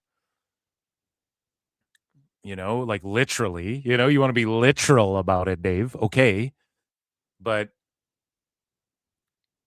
like, what wrestling is a mainstream thing, something where people take wrestlers serious and stuff. Hogan had to go and fall on his face, make a bunch of shitty movies, and almost ruin it for other wrestlers to get movie roles, you know. But he went and did that, and other wrestlers did it before and whatnot, obviously, and they did it after Hogan successfully. Like, people love Roddy Piper and shit. But he had to do these things, you know. He laid the groundwork. He was responsible for the 80s, and the MTV thing was like so much bigger. Rocky was culturally significant. You know, so just these things Dave undermines, but then in the Vince doc, he's like, oh, yeah, I mean, the expansion would have failed. Well, if the expansion failed, would all of the territories just be like equally blowed up, or does wrestling keep getting smaller and smaller, and a bunch of these fucking bookers and promoters keep fucking up? Like, how many Dark Side of the Rings are there about, like, these promoters? The territories start fizzling out. They don't know what to do. The Sheik keeps booking himself. This territory's fizzling out. This one fizzled out. Memphis was hot. Then it kind of, I don't know, man. There's places in the world where wrestling didn't die, where, I mean, and in some ways, and this is not Hulk Hogan, but in the 90s when, because when Hogan in his peak, they weren't that big internationally. I mean, the international stuff started, 89, 90, 91 and all that. But I mean, if you actually know your history, the guy who was the big guy when, and most popular when they first went international was Bret Hart, in Europe and India and places like that. That was Bret Hart because they got TV, after the peak of Hulk Hogan in most of these places. There are places where, and Hogan's a big international name, no doubt about it. And his name probably to this, has carried more than Bret Hart's name, sure. But so he tried to I'm Canadian, guys, and I have the utmost respect for the Hart family and the Dungeon and people who came from there. And I have relatives who grew up around people who fucking, trained with the old knuckle twisters and shit back in the day. You know what I mean? Stu Hart and the fucking in the Dungeon and stuff. And man, to be like, oh, Bret Hart was like, okay, give Bret his flowers, I guess, but he doesn't get his flowers for like help ushering in the Attitude Era, I think, as well, like the way Stone Cold does when Bret was a big part of that too. But like, how did he enter the conversation now? You know what I mean? Like, you were talking about Ricky Dozan and Inoki and shit. All of a sudden, Bret Hart in Europe. Now you're trying to break down country by country. Like, why can't you just say some nice shit about Hogan? Why can't you just do like a review of what you wrote back then and just compare it to what's said in the doc and have a real discussion with another historian? Because Dave has to be the biggest brain in the room in his mind, right? And that's a problem. Like, the smartest people try not to be the smartest person in the fucking room. And Dave is the opposite. You need to bow down, and his opinions are just what they are, and you just need to listen and accept his shit. Oh, it wasn't like he was this worldwide thing in the 80s. Yeah, man. I don't know. Man. He's just embarrassing himself.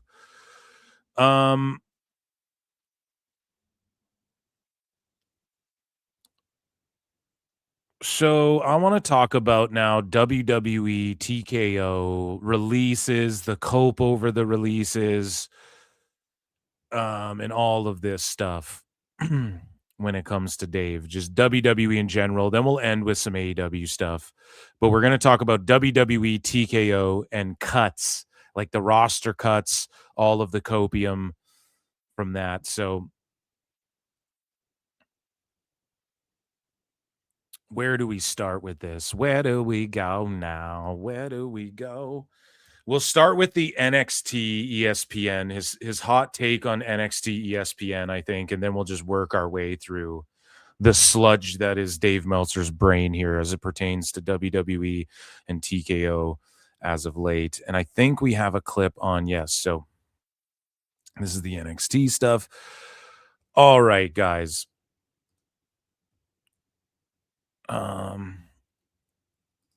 Let's fucking revamp and get some flutes in the chat, guys. Let's refresh. Let's recalibrate. Make sure you vote in the poll if you're watching live.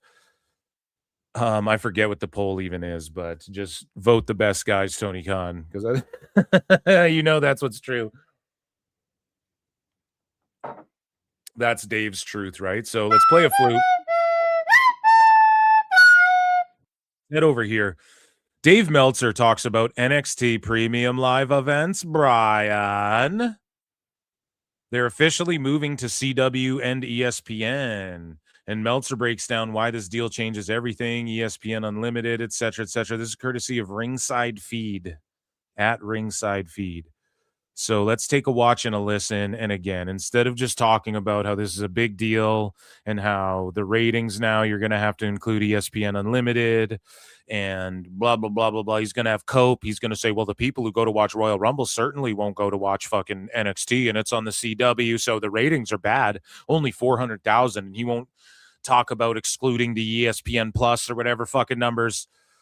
And it's about to be a whole bunch of bullshit. And this is the beginning of Dave and his cope over NXT on CW/ESPN. Let's take a listen. On the CW. And then on Wednesday, they announced that ESPN and CW now have made a deal. And if you are a unlimited subscriber on ESPN, you will be able to get NXT, all of the television shows, as well as the PLE. So, yeah. So the deal, this is not a deal that is a pro wrestling deal. This was actually a deal between the CW Sports and ESPN. And because so NXT's crushing it on CW. It's a deal with CW Sports. NXT's not a part of CW Sports. This wasn't just a wrestling deal. Yeah, nobody said it was. Maybe it's good he's got to clarify to his fucking troglodyte listeners and readers that it wasn't just a wrestling deal, but it's like, yeah, NXT is a big part of all that. They've talked about NXT a bunch and how awesome it's been for CW, and they featured NXT guys on their CW shows and whatnot because they love the fucking synergy and the blah blah blah, all that corporate shit. They got mad at Nielsen over, hey, our ratings should be higher. NXT's doing way better for us than they've gone to bat for NXT. Like, that's a big part of the CW Sports thing, Dave. And again, he's trying to minimize it. Whereas WBD as a whole being sold to Paramount, Dave will maximize AEW's value. When it comes to AEW, he'll speak of it as though like it's this big bang for your buck. It's cheaper to maintain and it does ratings comparable to blah, blah, blah, blah, blah. But with NXT, he's got to minimize it. Oh, it's just a part of all this other shit. NXT is part of CW Sports. It came along in the deal, but the deal was more for like college football, college basketball, NASCAR, things like that. Right. It was more for all that, but they also are going to give NXT the PLE time and all this shit. So it was more for all that, but it's also for NXT, but like it wasn't really for NXT. Then why are the PLEs just going on CW and ESPN Unlimited or whatever as well? Why wouldn't they just be like, fuck, we don't even care about this thing? Dave's just cooked, man. One of the things is that when it comes to the archive, so it's the CW app has never aired NXT or the NXT PLEs live. They put it up the next day. I know, because I've at times had to watch them and it's not up the next day. I mean, it's up the next day, usually in the morning, and it's heavily edited. Like the 2-hour show ends up being like, I don't know, hour and 20 minutes or something. I mean, it's a very heavily edited version of it. Not that the main stuff is edited, but the all the commercials are out, which actually I guess in many ways is more convenient. It is more convenient, but the deal is that like all of the NXT archives are on the CW app. The NXT shows that will be on ESPN Unlimited will be up for 30 days. So, like, if you want to watch the old episodes, that's going to be exclusive to the CW app. But like ESPN will get a 30-day window of the PLEs and the 30-day window of all the television shows. So that's kind of how it's planned to be right now. So, but yeah, it's more exposure. I mean, the ESPN app, as far as like 500,000, 30% viewership, Brian. I don't know how many people have it. The last subscription number I saw was 2 million, but that was months ago. I'm sure it's a lot more than that, but it's not a big number. It does add, oh my God.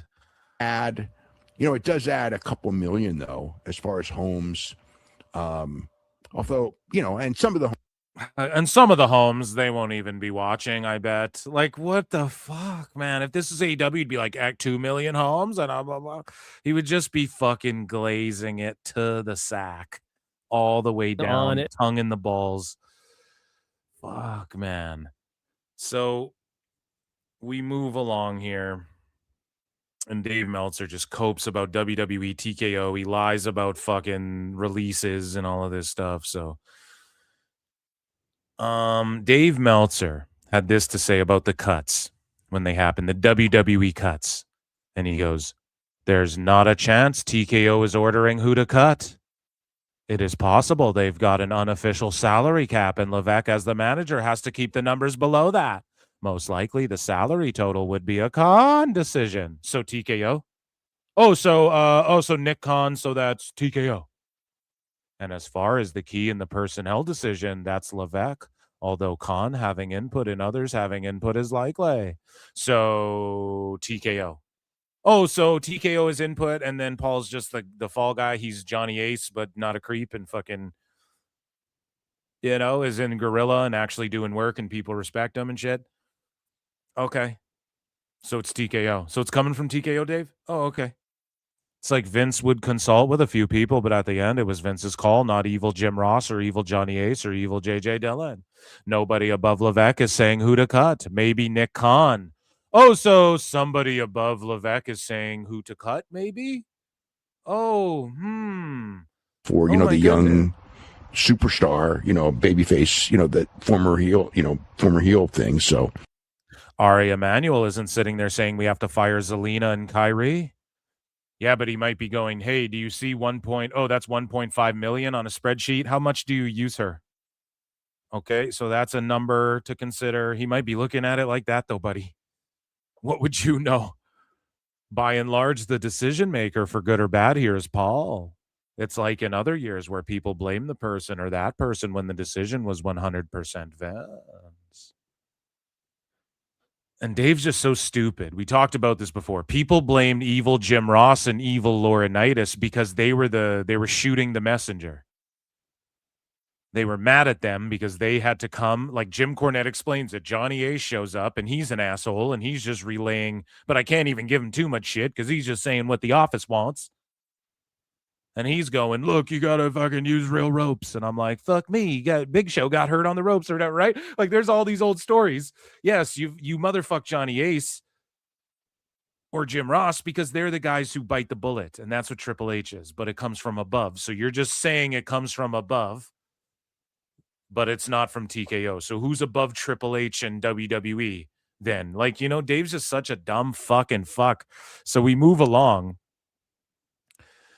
And Dave Meltzer talks about the releases post WrestleMania 42. it's after WrestleMania. They're bringing people up to the main roster. The reality is that, they were not going to use these people. So, they're going to cut them. That's how it works there. They're out there to maximize profits. But Zoe Stark was I thought, pretty damn good. Of course you did, because she did flips, bro.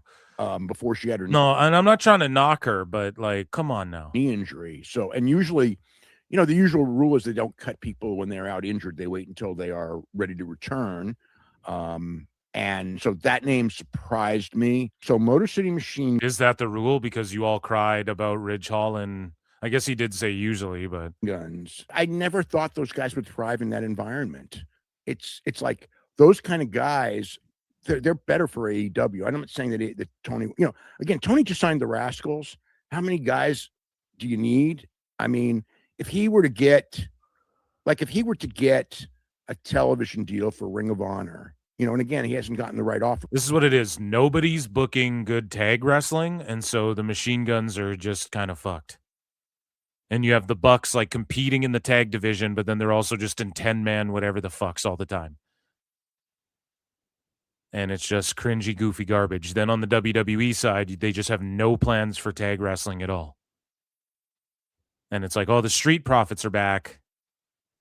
And now they're going to fight for the titles to what? And then they're going to win them and then go on a lengthy reign, and people aren't going to care because you're not going to invest. Hopefully they invest some in the story with that. But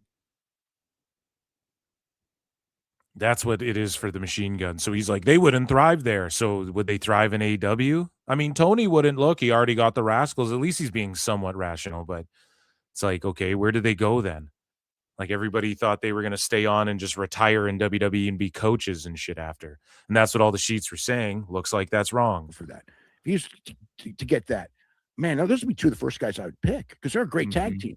Santos Escobar. They spent all that money so he wouldn't leave to cut him. Apollo Crews is talented as hell. Yeah. I mean, I just watched him in AAA. They spent all that money. No proof that they spent all that money. And it's like, he hasn't lost anything. He's great. Black is the most intriguing one to me because he was really over in AEW and he was really good in AEW. He tried to get out. I don't think he really wanted to do jobs. I mean, I'm sure he'll. I don't think it's always like he didn't want to do jobs, but to who?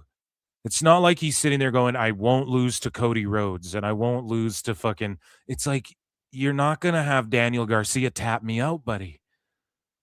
Okay? Wheeler Yuta's not beating me, buddy. I'm not losing to fucking Hologram or whatever, you know? Like, let's build this shit up. He gets the trios titles. Okay, let's do the House of Black rules or whatever. Trying to get it over, trying to establish the division and those titles. Tone's just like, nope, it's got to go on a fucking tag team and a random guy, and then forget about it. And then we'll just bring up the ROH 6-man titles. You know, he was trying to get, it's not like, oh, he's refusing to do jobs like Hulk Hogan. I got to get it back, brother. It's just like, you have to give him something that's for real, you know, like a real guy, like Damian Priest, a former world heavyweight champion. Otherwise, what is Black doing it for? What is he doing this shit for? You know? Point to the 2 that he did in 3 years. And look at where WWE had him positioned, like right there looming at the title, then let him go. You know what I mean?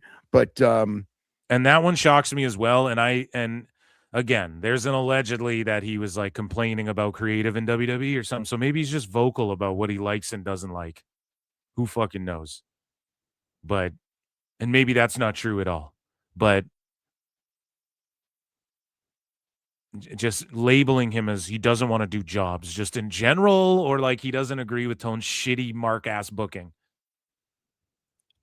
Probably, you know, like, was it a positive? It depends on how you're looking at it. If you're a fan, I think he's a positive.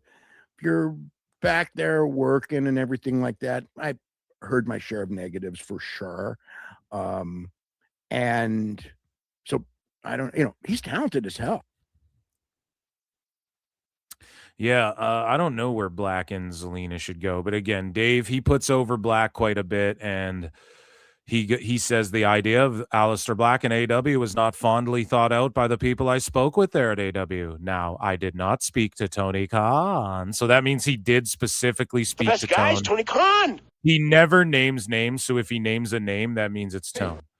Like if he says, "Oh, I didn't talk to Tone," it was Tone. He phones you. Andrade was mixed. I know people there that were not high on Andrade at all, and others who were, but Black, from what I gathered, pretty negative. There were even people who publicly said that they were negative on Black. And it's like, name them. Name who said that. And people were like, MJF. Oh, yeah, the notoriously serious MJF.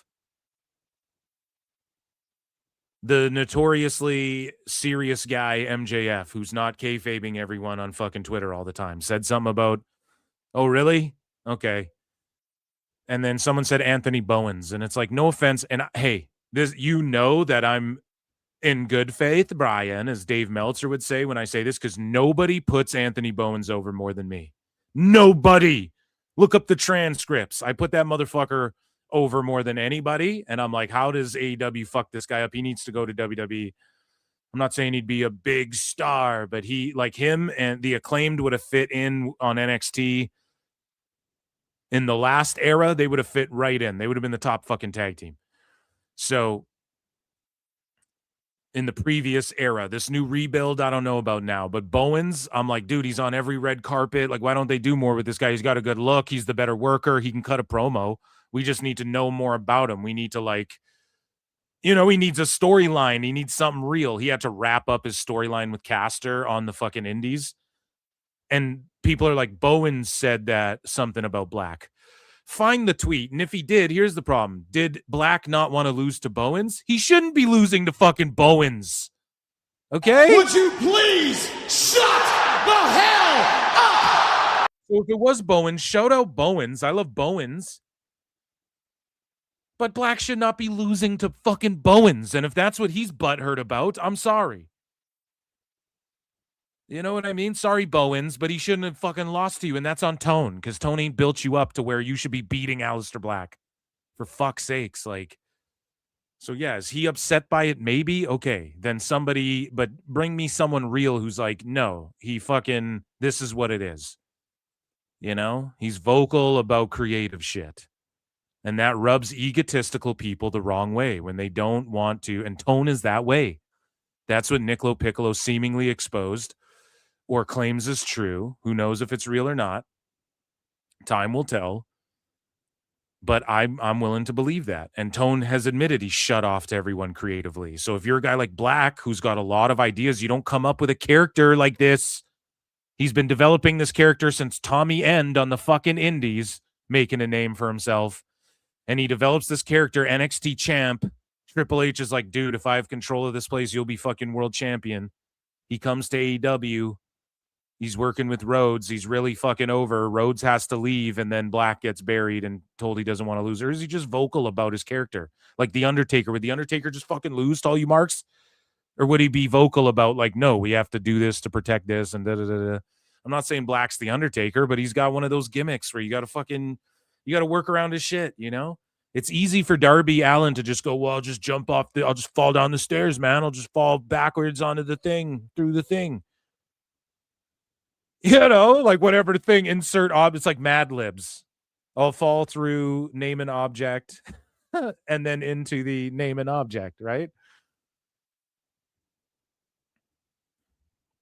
So here's Dave talking more about people in AEW being negative towards From what I Black have heard, and you may have heard differently, that the idea of Aleister Black and AEW was not fondly thought of by the people I spoke with there. Now, I did not speak to Tony Khan.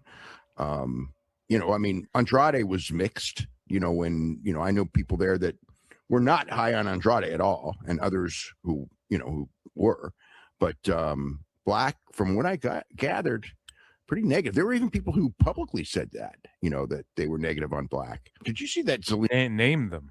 You know, Vega thing? She got mad at But he won't, because he knows it's like MJF. When I fucking saw people call MJF said it, oh, you mean the guy who's like, CM Punk's a fucking pussy and I'll punch him in the face if I see him. He'd never do that. Never in a million fucking years would he do that. It's called working. He's just in gimmick all the time. That's why MJF gets away with just saying whatever he wants. And to be honest, Bowens and Caster are in the same category.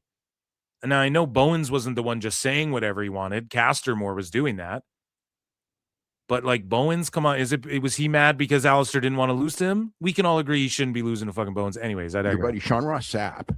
She starts, how dare you, you know, like release this? And it's like, you know, like, how dare you release this before I No, she didn't say how dare you. She just was like, fuck you, dude. It would be nice if you give me the courtesy. And again, why does she have this sentiment? Because Sapp positions himself as a guy who cares about the wrestlers, and I care so much, and the wrestlers, and you know, I care so much about people, and I fucking all these gay ops he's been caught up in. We've all seen it, right? Like over the years, he's been more tame now, but just these fucking, the way he positions himself. It's the same thing with Dave. And that's what Conrad Thompson pointed out. Dave wants to position himself as the holy Bible of pro wrestling. Then you need to be responsible with what you're saying as a journalist. Right? So that's why Zelina's like, what the fuck, dude? I thought you cared. But Sean goes, no, if I didn't do it, someone else was going to release it 2 minutes later. That's what he cares about. So I'm glad people are just waking up to this shit. It's not even that it's a bad thing. Let's just all be honest, right? I want shits and gigs, right? PWT, we want shits, we want gigs. That's what it is. I don't know about you guys, but I want to fucking watch wrestling. I want to bury what's shit. I want to put over what's good. I want to mark out about dumb shit. I want to try and put some indies on, and I want to fucking shits, and I want gigs. That's what I want. So what do you want? What's your objective? Is it, oh, we got to care about all the wrestlers and fucking blah and virtue signal on behalf of wrestlers, but I'll just stooge their fucking news. That's why Zelina Vega's like, what the fuck? Would have been nice if you gave me a little, you know what I mean? Yeah, if it came from one of these other guys, they're not fucking, Mike Johnson isn't out there like, I just care about the wrestlers. He's just doing his job. You know what I mean? So you got to position yourself as that guy. Anyways, I've harped on this enough over the last couple weeks, but it's because the dirt sheets have just been getting it from every angle. My video. What? I mean, it was like, and of course, you know, because, you know, she's on TV and all that. There's all these people, Sean Ross Sapp, you terrible, you're this and that. And it's like, no, she never said you. No, she never said he's terrible. She never said you're this and that, Dave. Now you're trying to bury Sapp. Now you're trying to bury Zelina and shit. Now you're just fucking. She never said that. She just was like, dude, fuck you. Boom. That's it. He got that info from WWE as they were releasing people. You know, this happens all the time. And it's like, sometimes I think that the, you know, the ignorance of people is unbelievable. So Zelina's ignorant when it comes to, or just the Twitter weirdos you interact with all day. News like you in no form, in no. I always say this.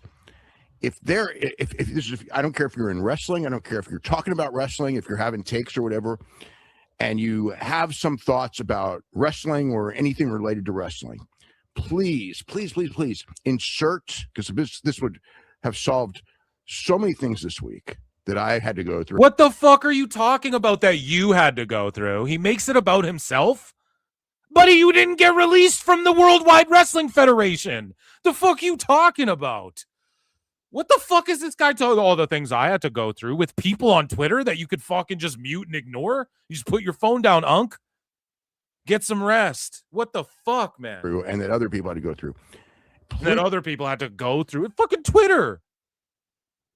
Holy shit. Please insert NFL, NBA, baseball. Okay, but wrestling's not just NFL, NBA, baseball, okay? And so when Kairi Sane's in the middle of a storyline and then you just go, she's released, it is a different thing than fucking, oh, this actress is in the middle of a storyline and they just released her. Whatever the fuck. Like, it's also a TV show weekly. Okay? So all you're doing, the fans react how the fans are going to react. They're going to be upset. No fans were mad that people leaked this out. Fans were mad. So he's calling Zelina. Fans were mad that fucking these people got released, if anything. He's saying that Zelina's ignorant because she expected some courtesy from a fucking guy who preaches courtesy and respect, and you need to respect me, and because that's the type of character Sap is. He gets very upset if you don't give him his due and shit. So that's what she's saying. Give me the common courtesy then. If that, I thought that was your character. That's what she's reacting to. And Dave's like, the people are so ignorant. The stuff I've had to go through. What did you have to go through? Stealing Sean Sapp's story and fucking posting it and trying to get yourself in the mix, Dave? Log off, dude. You're 75. Log off. Delete the app from your phone, man. Movies, television, even food at times, whatever. Anything to do with sports, anything to do with entertainment. And if your statement that you are going to say, when you look at that in that context, looks stupid, it's because it is stupid. Okay? Okay, so when we all go, Dave, in context, you are sound really fucking stupid right now. Oh, how dare you call me stupid? Insert anything. In context, when it's stupid, it's because it is stupid. Okay, we all in context think you're fucking dumb. So you're dumb. All right. He said it. Like in any of those forms, if a TV show dropped a character and an entertainment reporter was told about it, does he have to wait until the character goes on TikTok before he can report it? TikTok, Dave, then just undermining her status. And no, Dave, on TV shows, they make a public statement, and it's not wait till they go on TikTok. No, they make a public formal statement. Typically the actor or actress's PR, like it'll be some fucking TMZ. Oh, we got word they've been fired from their show or whatever. And then there's a public fucking statement that confirms it or not. That's all it is. Okay. It's just the stupid. I don't say it's the stupidest thing because it isn't even the stupidest thing I heard this week. But Jesus Christ, what is the level of ignorance here? So now you're calling Zelina Vega ignorant and stupid, and I hope Aleister Black fucking Black masses your fucking head off in Minecraft in 2K26 for saying dumbass shit like that. And so here's Dave deliberating whether or not AEW should sign Kairi Sane and or Zoe Stark. The one thing with AEW is they're really trying to up the women's division, with better wrestling and things like that. And Kairi and Zoe they're like, they're definitely worth tryouts. They're worth tryouts in AEW. Whoa! Poor people don't like AEW. Kairi Sane is worth a tryout in The best guys, Tony Khan. Whoa. Guys, I think this is what they call full retard. I don't know what you call it, but I mean, they gave Isla Dawn a tryout, and I don't know what her status is. I don't know if she's day-to-day or what. But, I would certainly, when it comes to them, I would put them. Kaylee Ray's good too. I don't know that Kaylee Ray that he's calling her Kaylee Ray instead of Alba Fire is super marketable, but as a wrestler, she's really good. And AEW still, kind of wrestling heavy on Focus. But Zoe's like such a good athlete, and I still kind of wrestling heavy on Focus. Oh my God! Like, how does he just flip flop around with what he says? I mean, the wrestling focused, AEW's wrestling focused. Still kind of for the most part. I mean, it's wrestling heavy focus. What are you deliberating in your head? He's mental, dude. think that like she's got a dimension that not that many of the women in AEW have. And so I mean there's a chance for AEW to strengthen its women's division. Certainly a chance. Why would it strengthen it? See, this is the problem too. He just says this shit like it's not strengthened unless you book it well. So that's on tone to strengthen it. It's not just, another body who can do moves and get put in a tag with Harley Cameron and Mina Shirakawa. Because I just have them signed because. For TNA to do so, my God, like Kairi Sane and Zoe Stark would be like two of the best women that they would have. And then he just buries TNA's roster, the knockouts. Here's what it boils down to. Kairi Sane might be back for Backlash because it was a fucking visa issue, like we allegedly talked about on PWT, not not a dirt sheet. And fucking Zoe Stark, if she wants to just make money and lay in the cut and have free time and just have like a match here and there and do some jobs, maybe get like she becomes like a Queen Aminata type character where she fucking fights for the #1 contender but never really wins it, go to AEW for sure. If you want to like be Knockouts champion and have some bangers and like be positioned well on pay-per-views and be taken seriously and given time and actually flesh out your wrestling career, Zoe Stark, go to TNA. You'll become a Knockout champion at some point for sure. Kairi Sane, I just don't. She's either going to go to Japan or she can come back to WWE. It's the same thing as last time when she left the company for a bit, but they were in conversations with her, and then she eventually came back. It was just she went back to Japan for a bit, went back to WWE. I just don't see her doing anything else but those things. But Dave thinks she should do a tryout. Wow, that's really going to convince them. You stupid idiot. Yeah, that'll really convince them. Go try out for the money mark when you're Kairi Sane. Yeah. Like, this guy's cooked, man. And so he talks about Kairi a little bit more. Well, Bryan Alvarez does with Dave Meltzer as well. And they talk about Kairi Sane here. Gets in the ring and she goes after Io, kicks her head off. And then the fans start chanting, "We want Kairi." Yeah. And they try to turn down the audio, and then they got the hell out of there. Yeah. So the Kairi thing, the reason she was cut was, I think that she had kind of indicated that she wanted to move back. Where did she indicate that? Now, Dave is just making shit up. If it's the visa issue, and they let her go because her visa shit, they don't know. And then she just comes, and now they're talking about even Brian's got reports out there trying Brian. He's like, she'll be back before Backlash. Over 50% of the people think she'll be back. Or whatever. There's a 50% chance she'll be back before Backlash or at Backlash. So Dave's attributing a reason to why she was cut. She said she wanted to go back. No, that's Kenny Omega, Dave. Okay, you're crossing wires and conversations on the phone here. So back to Japan. Yeah. Well, you know what, Dave? If that's the case, that's fine. But how about you finish off this storyline for her, and then she can move back? No kidding. There's literally a show in less than 2 weeks, and I'll tell you something. Let me tell you one thing. They have a poster that they made for the show, and it's like Io Sky and Asuka, and they're facing off, and it's like this. It's a really cool looking poster. And like the second I saw it, I just thought, I don't care what you got to pay Kyrie, but like she's got to show up and screw Asuka, and then she can move back to Japan. Like you got to do it for this show. I mean, come on, it's ridiculous. I agree that we're in the middle of the program. And they're gonna spin it like, oh, they just jumble fucked Kyrie in her contract, and she came back because Bryan Alvarez said they should come back. They're listening. And remember when Bryan, one of my favorite all-time DMDMW moments isn't even Dave, it's when Bryan quoted what John Cena said and then tried to make it as though Cena was agreeing with what Bryan said or whatever, but really he was owning Bryan Alvarez, and Bryan's all like, see, oh, he said this.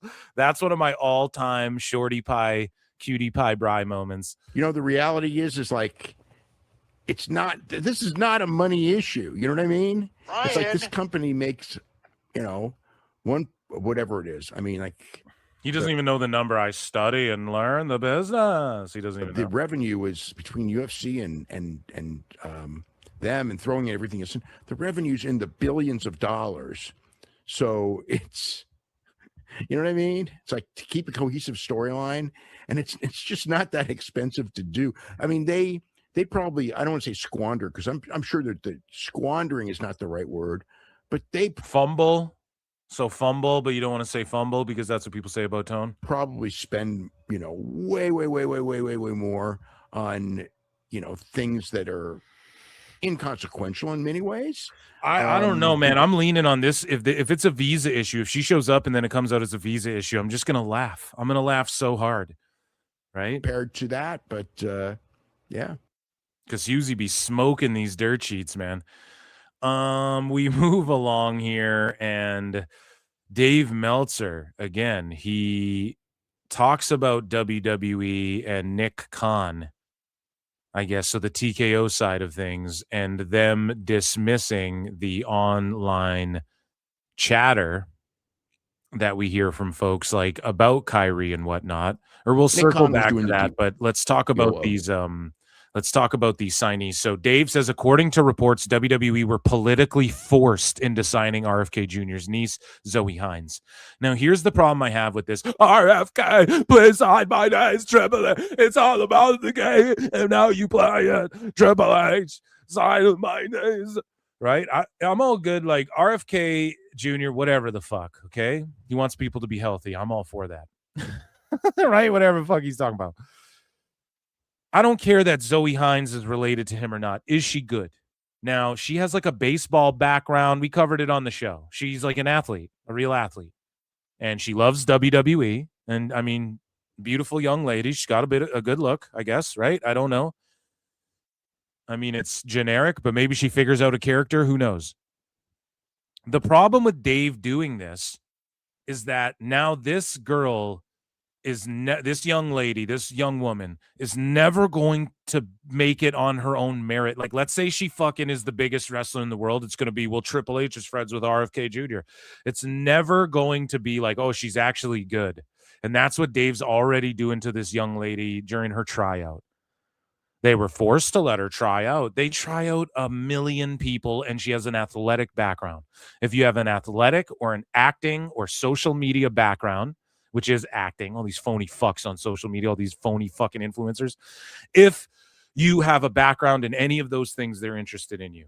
Pro wrestling, athletics, acting, influencing. They are interested in you, okay? So now it's always going to just be dismissed. She could become the fucking next Trish Stratus, and everybody will go, oh, it's because of fucking RFK Jr. and Triple H. You know, politically forced. How? Well, if you don't take her, you're not allowed to vote Republican this election. Like, what politically forced? We're going to tax the shit out of the WWE, pal, if you don't fucking, if you don't give my niece a tryout. Like, come on, man. Like, Dave's really got to stop.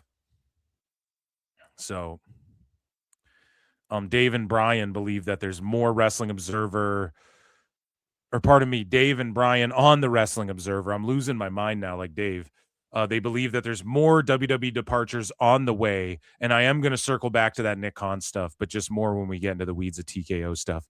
So, yeah, here's Tryon Bryan and Dave Meltzer talking about more cuts are on the way. So I bring that up because the day on Friday, somebody had also told me about Tonga Loa and Jeff Cobb, and there were other names that this person mentioned that are apparently still there.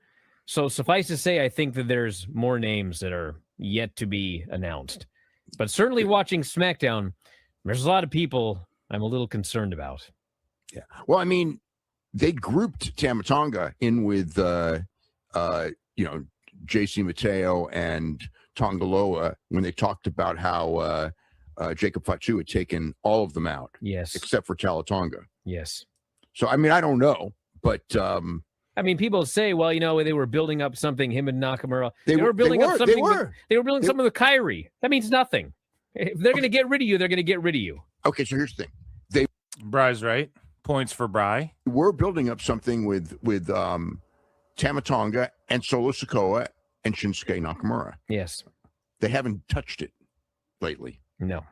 So, I mean, they were. That's true. But, I mean, again, one of the things about this one is I think they're going to revisit it a little bit down the line, and Shinsuke was kind of there. And I'm not trying to sweep for any bad storytelling, but I don't think the Shinsuke thing's off the table because it's not like, they had some fights with MFTs and whatnot. They had the traditional Survivor Series match, and Shinsuke was in the mix there. But I do think we see Evil possibly get that NXT title, or maybe he fucking just loses and doesn't get it. And then he just gets called up right away. And I would love to see a group of Evil, Shinsuke, and Takahashi. And I'm not saying that they can't stand on their own, but I just picture those three because we got kind of like Dark Side Shinsuke recently as well. And then you look at Evil, and then Takahashi's a dude who's kind of got that drip and that swag like regular Shinsuke does, when Shinsuke's like strutting to the ring and shit and like finger wagging and stuff. Takahashi's kind of got like aura like that, he's got the red hair, he wears the colorful shit, and he wears like the leather jackets and shit, and he's like a cool dude, he's swaggy. So I just could see those three being a fucking group, but then again, like, what do you do with them? Are they just in the tag division and then maybe one of them gets a shot at a world title? But I could see with 3 MFTs left, because they kept Tala, they kept Solo, they kept Tama. I could see that being something that happens, a feud that happens down the line. And also you have Jacob and the Usos could take on those 3. Or like Roman, Jacob, and whoever, Jay, or just whoever. And it's easier to book because like you don't have other 5-guy factions and shit. And I think Tama's still going to get a push. Like he'll get a match against, I don't know who, but like I've said this before, right? And Thomas said this in interviews that they tried to bring him in to fight Roman like years before, earlier on in the whole Bloodline story. And before that, there were rumors of Tama Tonga going to WWE, and he's in tremendous shape. He was able to get himself over a little bit with the yeah stuff, and I just think they look at Tala, Tama, and fucking Solo as like, okay, we've pushed or are pushing these guys, whereas like Tonga Loa, he's just a backup guy. JC Mateo, I don't know, man. JC Mateo seemed kind of like he's in his 40s. He seemed like he's in his fuck it phase. Like he can do the moves and shit, but he just kind of is like, whatever, and he could shoot. I've said this before. He could shoot, actually wrestle fuck and beat the fuck out of everybody in the locker room. We know that. But in ring, he just looks kind of like a little slow, a little washed. His belly's getting a little out there. And I ain't hating on that. I ain't hating on a belly. I'm just saying, like, just compare him to like even a few years ago. Well, that's because how he's booked in WWE. I don't know. You look at how he was booked, and he wrestled a bunch. And not only did he wrestle a bunch, like on TV. So We glaze when AEW only has people wrestle on TV. But then when WWE does that, oh, it's shitty and it's not really booked that well and they don't wrestle good. Oh, so like what people say about AEW. Anyways, though, that aside, JC Mateo just looked, even like a few years before, way sharper. And I don't know if because he had to stay at that level, like he just thought he could phone in the WWE style. But there's countless stories from wrestlers of them making it to Maven here. I'm Maven here. And between the years of 2003 and 2006, I had the greatest job in the world, being a WWE superstar, right? So Maven talks about regretting, like, he didn't take it as serious as he could have. You know, he'd like go work out. He'd leave the building to go work out. And he's like, that was just a dumb thing I did that buried me more than it should have. And I understand why. Perhaps Jeff Cobb pulled up in WWE and was like, I can go half speed and shit. Because I just wasn't right with him. I wasn't feeling him, to be honest, the whole time. I think he should have had a solo run or been a part of the Vision. I think he should have been a part of the Vision still to this day. I think it would have paid off more. Even though I understand why they stuck him with those guys. They were all in New Japan together. I digress. That, like, I mean, there's so many people talking about how this, like, again, it's one of these, you know, they're trying to blame, you know, those evil TKO, whatever, right? It's like this happens every single year after WrestleMania. Every single year, there's people who are cut. Every single year, there are people who are involved in storylines that are cut. Now, granted, the New Day thing, which was a contract restructuring story, it's not unheard of. And I could tell, you know, I mean, there's, you know, obviously the Bret Hart one's the famous one, but there's many others that where people have been under contract and they have basically been told that, yeah, we think we're paying you too much. That's what happens in the world in every fucking place you've worked ever, or anyone's ever worked ever. Wherever there's employment, there's renegotiations and agreeing to fucking contracts and what you're going to get paid and shit. You can either sign at a lower rate, or we can cut you, even though you've signed a contract. So what happened to the New Day? Well, it's not something that frequently happens. What happened to all these other guys? This happens every year, sometimes twice a year. That's frequent. Okay. What happens to the New Day was infrequent, but not unprecedented at all. And it's people who are going like, this has never happened. They've never fired somebody in the middle of storylines. These horrible people, they won't even let our storylines complete. And it's like, this happens every freaking year. It happened before, you know, I mean, again, it happened under Vince McMahon. And who taught Triple H for pro wrestling from a business standpoint? Who was his number one mentor? Like, I don't know, Dave. Give us the history lesson. Oh, man. So Dave talks about Xavier Woods and says that they're trying to keep him signed to a Tyler Breeze deal. So again, I floated this out there like it'd be cool if they did that. And then fucking Dave is reporting on it like it's news. Listening to PWT, confirmed. This just in, we have confirmed that Dave Meltzer fears PWT and flutes. So he says, well, it's like, except, WWE is trying to retain Woods with, as, actually it was like, referred to repeatedly, the Tyler, the Tyler Breeze, whatchamacallit, the Tyler Breeze deal, Brian, which is basically he gets paid money to do stuff for the video game. I don't know if he will accept that offer. I don't know what's going on in his head, but he might. It's not a foregone conclusion that both of the New Day are going to AEW. It's likely going to happen. It's likely going to happen, I would say. But there are things being done where WWE is trying to retain him for other things. Who knows? Why would Dave know that? I think people are working him. I think people are hearing PWT and then they're going to Dave and just like saying shit in Discords and stuff, and then he believes it. The quartering is trending again. Jesus, man, that fucking guy. So Dave Meltzer talks about TKO, and he's like, what was the point of the cuts? Because he sees all the money that TKO raked in and WWE raked in this year. We were talking about it on PWT Live Show every Wednesday and Saturday night. Let's take a listen to Dave. Last year, because they had basically just taken over the company and they were trying to be good guys and all that, right? So they didn't. They're trying to be good guys and all that, right? What does that mean? They're trying to be good guys. They just bought a company. Like, I don't get it. They were trying to be good guys. What do you mean? They're trying to like babyface everybody and be like, we're gonna take the business to new heights. I don't get what that even means. Dave just like stuffs these little things. A lot of cuts last year. They kind of held back. So it's kind of like a catch up.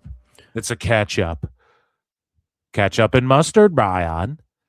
So it's like a catch-up from last year because last year they were just trying to be good guys, so they didn't want to cut anybody.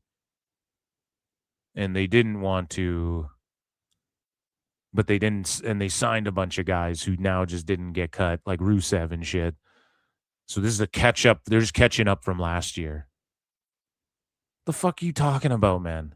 The actual thing as far as, developmental, they're adding new people. It's just different every year. Typically there's cuts. This last year, it was a bunch of WWE staff. If you guys remember, it was a bunch of the back. That might've been the year before. I might be incorrect, but I'm pretty sure last year it was mostly like a bunch of staff and shit, producers, fucking whatever, writers, backstage, whatever the fucks, right? It was mostly like that. And then this year, and there was still some fucking names last year. And then this year, it's just mostly wrestlers. And then they hired on a couple new writers and shit, or producers or whatever the fuck. They hired some Emmy guy on so they can try and win an Emmy. So again, Dave, he's a nutty bitch. Developmental, the people who they figured aren't going to make it, those were the ones cut. So, the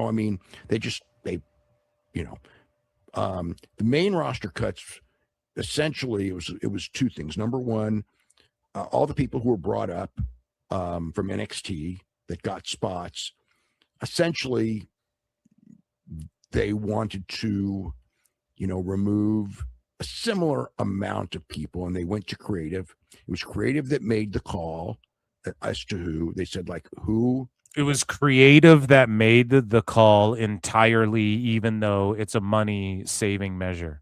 So in Dave's mind, he's making up a scenario. So they went to them and said, like, who should we get rid of? We want to bring up like 4, 5, 6 guys. What the fuck are you talking about? But then in another thing, he's talking about a salary cap. Maybe there's a salary cap where Nick Khan had influence. He's just making it up as he goes along. Or else somebody's just telling him different shit and he's just saying this shit because they know he's a dumb fuck.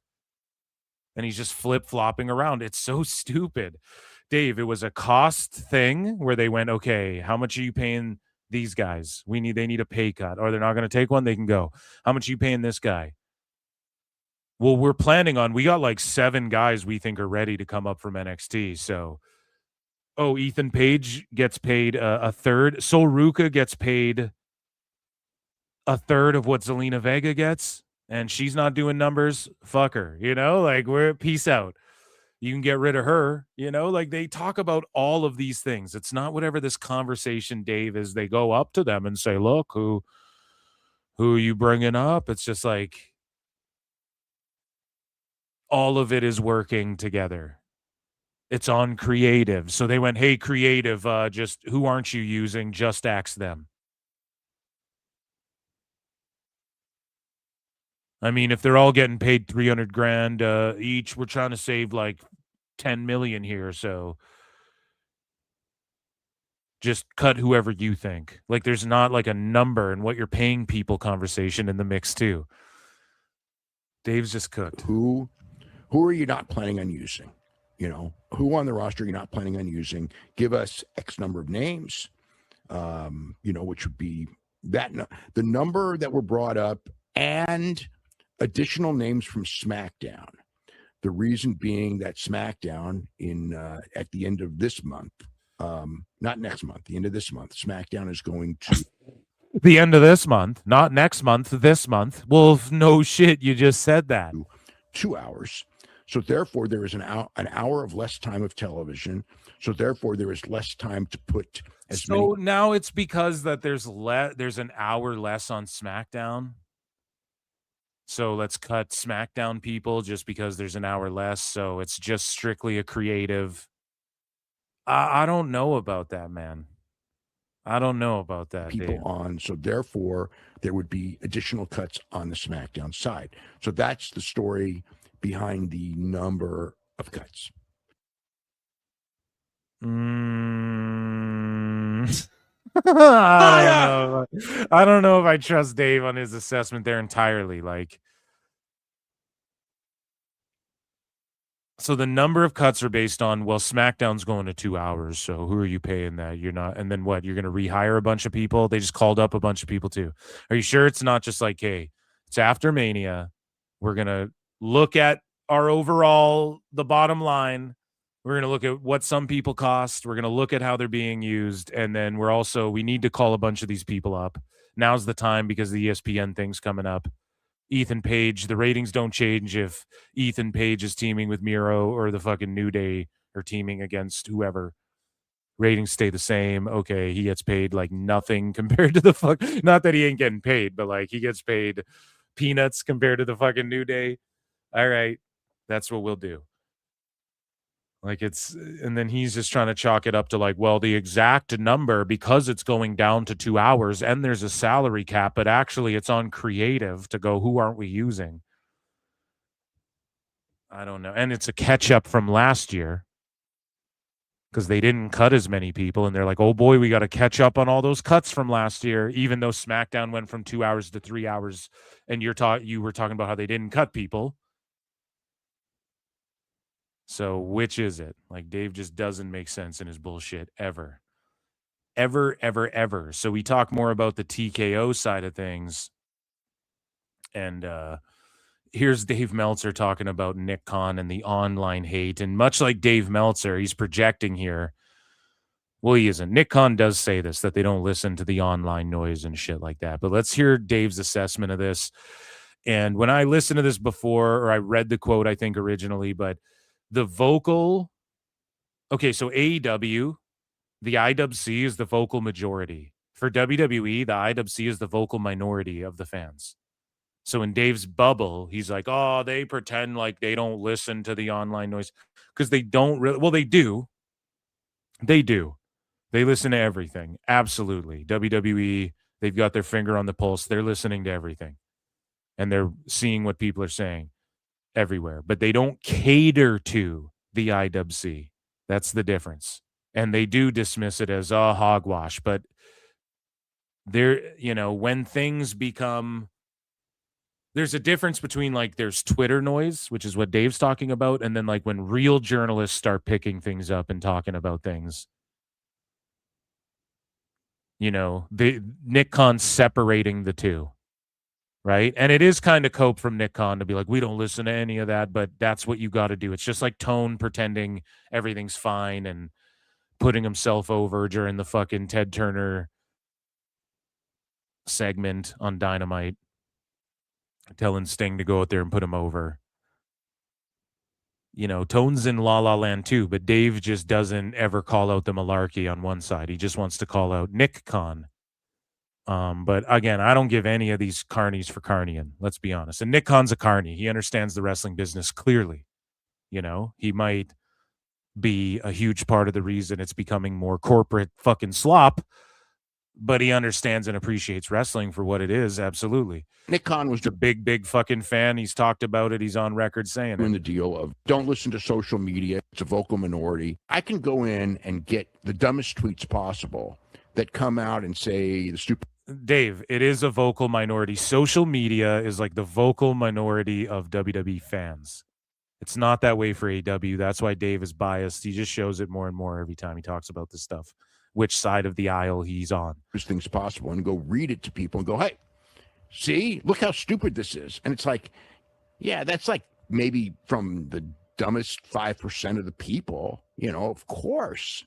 you can do that. Like he was reading tweets about, oh, Roman Reigns will never make it. Well, see how dumb they are? And it's like, that wasn't, or you can't hire CM Punk. And granted, Okay, but Dave, when people go, Roman Reigns will never make it, Dave takes that seriously. Oh, it's the dumbest tweets from the dumbest people, but he shuts that down. Yeah, because it's just like a dismissed thing, man. Like Dave, this is what I mean. He interacts with people like the bot accounts where it's like, bro, they don't, not all the time. Like, but if you one up him, he'll just block you, whatever. But he just like thinks that when people go, Roman Reigns never made it, he'll respond to that tweet. I don't even know what he's necessarily talking about there, but that if anybody says something like that, that's just like a troll clearly, or just someone who's so far beyond fucking, like that would just be you mute or just dismiss, don't even interact with some shit like that. Right? I mean, it was a risk hiring CM Punk, and it was the whole point. It's like they said not to hire CM Punk. They said not to push Roman Reigns. Look at what they know. Who said not to hire CM Punk?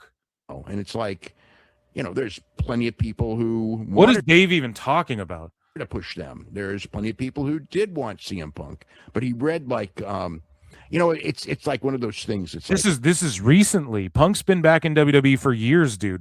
This is a recent Dave clip. Oh, there were people saying, don't do this, don't do that. Is he repeating what Nick Khan was saying? I don't fucking know, man. Dave's melting down. You read the dumbest ones, and if you focus on the dumbest stuff. You read the dumbest ones. So now Dave is explaining what he does on Twitter and projecting it on as if that's how everybody conducts themselves on Twitter, and onto Nick Khan, who's on the board of TKO running $1 billion corporation. Yeah. Is that what Dave's doing? He's projecting his bad, unhealthy, toxic Twitter habits onto Nick Khan? Of course you can go in there and go like, oh, it's all stupid, but it's, there are very smart people, extremely smart people. There are very dumb people, and it's up to you to learn the difference but to dismiss it all, or tell employees to dismiss it all. So are you butthurt that he doesn't listen to your incoherent Twitter ramblings, arguing with AEW fan 1010101 or whatever? Like, what do you care, man? Jesus Christ. The people he needs to listen to are in the room with him. And then, yes, he looks at social media, but he's saying the social media Twitter noise, that's all just noise. Whether they're right or wrong, it's all just noise, right? We need to focus on what we're doing. This is what I just gave Carlos Silva and TNA shit about. They should not have backed down to AEW on the time with Slammiversary. AEW should not change the time of their show because WWE goes on at the same time. Fucking just do it. Just do your show. Fuck it. Or else don't cry about them, Stop crying about them. Like AEW's been crying about TNA. TNA should have stood their ground, man. Because the online noise, whether people are right or wrong. Oh, but they'll get more viewers. Okay. It's noise, man. You choose what you want to do. You fucking stand, or you back down and then you stand on it, put on a great show, whatever the fuck you want to do. But that's what they mean. That's what Nick Khan means. And Dave's extrapolating it to like his toxic. Well, you look at the dumbest people, you respond to them, then you block them once they own you, and then you look at the smartest people who are people I didn't block because they wouldn't dare own me, Bryan. That's what Dave's saying. I think that was kind of, the way that was done. I mean, it was like, that's very manipulative, I guess, to me, because there's always stuff. There's always stuff to learn from the fan base. No matter. Yes, the people in the audience, the people with real criticism, the people who are coherent when they speak, the people who don't have an interest in spoiling the show and getting everything leaked to them. And they just care about wrestling. I think that's more. Or what, right? Who you listen to. The complaints about WrestleMania with all the commercials. I mean, that's a valid complaint no matter what. And it's never really been addressed still from anyone exactly like why. Because they're not going to address it because it's all Twitter noise. Good, whether people are sweeping for all the ads like Julian Weeks, or whether you're fucking sitting there and shitting all over it, like JD from NY. Whatever, it's just noise to them because they're going to keep doing it. That's why they haven't even really talked about it. Do you get it, Dave? That's what he means when he says what he said, but you need media literacy. You need to study and learn, Phil Marks. Learn, baby, learn. Meltzer Inferno. You don't even know. Why did we have a pay-per-view with that much commercial time in both days and cut back on the wrestling time? And that's not an invalid complaint by a vocal minority. I think that was pretty much a complaint across the board. I think Dave, you're an invalid. It's pretty much a complaint of the talent that got shortchanged on time. That was a complaint with the talent. I didn't hear one talent complain about that shit. And then Dave, he just fantasy bookmarks, like, think about how crazy this is, what we're about to listen to. He just fantasy books, like, well, what if something did? Triple H isn't going anywhere, ... But is there a successor in case something happens? You what? In case he eats this poison apple I've gifted him? I mean, except it's like, Tony Khan. The best guy's Tony Khan. Whoa, Dave, what are you saying here, buddy? What are you insinuating might happen to him? This is a fucking lock him up, dude. This is a Netflix doc waiting to happen. So if you guys remember, Dave Meltzer was like, oh, Eric Bischoff, if he wants to prove Tone wrong, he can with RAF. And then now he just doesn't talk about RAF really. He doesn't talk about Bischoff because they are doing really well. And then he talked about Conan. You can prove Tony Khan wrong. You're doing AAA right now. And then AAA just blows AEW out of the water. And then Conan gets these accolades and then he's getting inducted in the Hall of Fame. And then Dave's like, oh, he's not on commentary and there's some big thing that's happening. Wouldn't it be crazy if he got fired? And he fantasy mark booked Conan getting fired. I mean, like, they buy this thing and he did all this work to get it over and then they just fire him and he's like laughing about it. Now he's sitting here talking about, is there in case something might happen to Triple H? Like, whoa, buddy. What are you fucking planning? Who are you dog whistling with some shit like this? Let's just say that Levesque does a bad job, which he hasn't done. And let's just say I'm wearing a ski mask and following him home in a tinted window SUV. And let's just say somebody cuts the wiring on his brakes and I just so happen to pack my silencer and my PP. This is jokes, guys. This is fucking this is Cartoon Network over here, but like, Jesus Christ, man. Or let's just say that there needs to be a scapegoat for something going wrong and he ends up being that scapegoat. The thing is okay, so you take him out of the picture. So where do you go? Oh, fuck. Who you hire? Well, let's see. We got Shawn Michaels, who absolutely wouldn't want the workload. We got The Undertaker, who absolutely wouldn't want the workload. How do you know HBK or Undertaker wouldn't want the workload? Borash. We got. You think that there's. I don't know who would be. They're not getting. Dave just wants to go. Well, the best guy's Tony Khan. Dave, Tony can do it. Tony Khan. Why couldn't Borash do it? So Borash, Undertaker, and HBK. Boom. Those are the three guys running it. And they just split up their responsibilities, and the workload's not so heavy, and it's more of those three in a committee, and then you have Heyman there. Boom. And why are we fantasy mark booking if Triple H went away? Say, if Tony Khan went away, he won't even ever have this conversation. Why? Because anyone could slide in and do the job, the subpar job Tone's doing, or a little bit better. Could put Jeff Jarrett in there, Bischoff, fucking Jim Cornette. You could slide in HBK there. Borash could run AEW the way Tone does, probably better. You know, it's just a matter of the money. Rid of Hunter anytime soon, unless they have a suitable replacement. I mean, the only thing that's going to get him in trouble, the only thing that's going to get him out is like a scandal, and he's been scandal free. So, or like a nosedive of business, but business isn't going to. I mean, they're the nature of their business right now is such that it's not going to nosedive. It could go down a little bit. And even if it did nosedive, I mean, I don't know how these people operate, but when Vince was in charge, the creative absolutely nosedived. And the idea, well, obviously he was in charge, but I mean, that's nobody can replace Vince. Nobody could possibly replace this guy. You know how long I had to hear that stupid line? Yeah, but you fucking tards said it too. Like, look, I had to hear that stupid line. The thing is it takes like 4 guys to do all the shit just Vince did. And that's why Tone does what he does, because he's trying to just artificially put himself in that fucking type of space. And realistically, it should be like a handful of people. The buck has to stop with one person. That's Triple H on the creative and week-to-week booking side of things.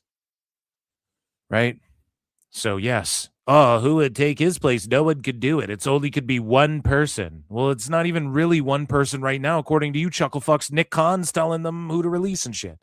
Or maybe he isn't. I don't know, because I can't ever understand your fucking lies and ramblings. And then he sure got replaced pretty easily by somebody who did a better job. One of the things with job booking is that the talent has to respect him in some way. And with Paul, the one thing is with the talent is like, a large percentage came up through NXT. And so he was their mentor and buddy and everything like that. So they have, a lot of loyalty to him. They think he hung the moon. You know what I mean? He hung the moon? They think he hung your moon? You what? Hung the moon, Bryan? What are you fantasizing about right now? I mean, he's the guy, right? So, well, the cat's in the cradle and the silver spoon, Bryan. Little boy blue and the man on the moon. He's the man on the moon. He's Andy. He's fucking Jim Carrey. You remember Jerry the King Powell drove Jim Carrey playing Andy Kaufman. Bryan's like, Dave, what the fuck are you talking about right now? He gets a lot of benefit of the doubt, even if things, even if you're frustrated or whatever, you just kind of think of that. And a lot of people had that with Vince too. Just the aura of Vince. Is like, well, he's the boss. I don't really get it, but he's Vince, right? He knows all. I don't get it. He's Vince. He knows all. No, he's the man with the checkbook who fucking made wrestling what it is. Tone does the same thing. He books it all. He knows all. He's the end all be all. He doesn't listen to people's shit. It's the same mentality. The buck has to stop with somebody. You need leadership, Dave. You're a poor leader. That's why you don't get it. Even though he didn't know all. I mean, nobody knows all, but so you have that. But if you bring in somebody, and I mean, this was the thing Tony Khan had to battle for the first couple of years. Tony Khan had to battle. This is the thing he had to battle for the first couple of years, Bryan. And now he's back to just saying, I'm the end all be all and I book everything. Nobody knows everything except for me, Bryan. Is that you just had, people not respecting him. He was paying them. But at the end of the day, it was like they still don't respect him, and he's just the best guy is Tony Khan. He didn't have that respect from the talent because he never wrestled. He never trained a bunch of them. He didn't book them in NXT. He never took a bump. He never was multi-time 14, 15-time world champion, wrestled main events, took out WCW in kayfabe single-handedly, one by one. D-Generation X, the Click.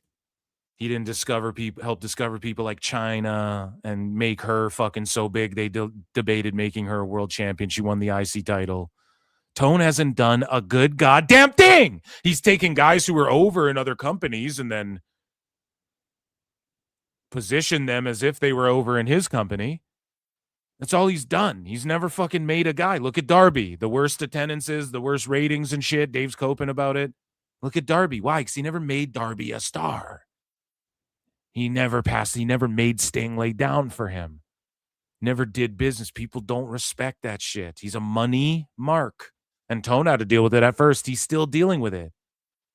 The fact Andrade could do what he did and then just come back to AEW after everyone cried about him, and now Black, they're talking, he might be in negotiations with AEW.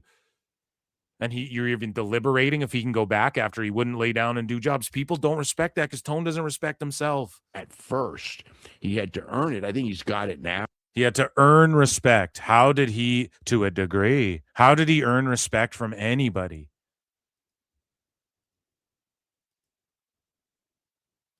He just disrespected Ted Turner. He disrespected Ted Turner before Ted Turner died. And then during his tribute to Ted Turner, he made Sting go out there and put him over. Nobody respects that. Nobody respects that. Jesus Christ. And you guys, oh, well, Triple H tried to salvage the company after his fucking father-in-law almost ruined his fucking creation by being a pervert or whatever allegedly, right? This is a cartoon. It's like, what the fuck are we talking about? Fuck. So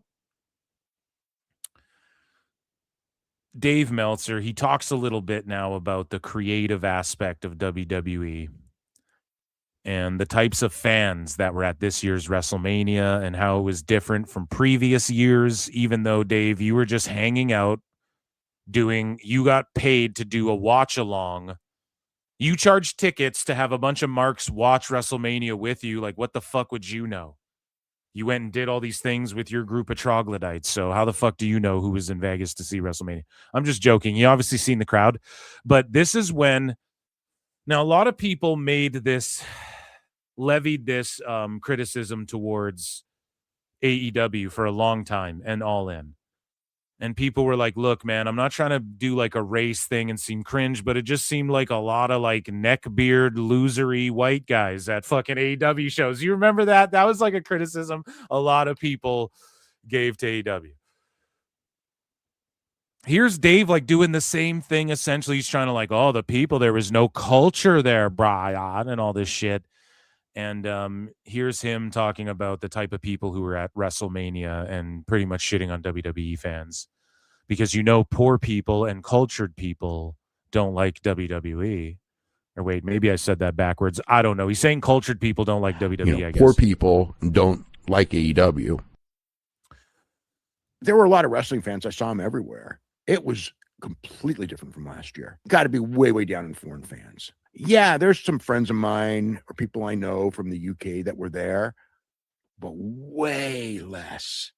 And Canada, obviously there's people from Canada that I saw way, way less than other years. Yeah, there was less people there than last year or the year before. What are we fucking...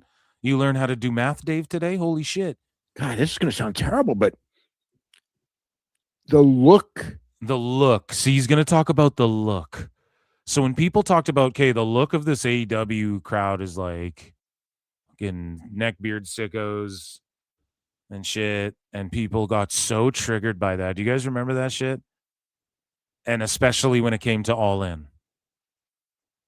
And now Dave's about to hit WrestleMania WWE with the same fucking criticism years later.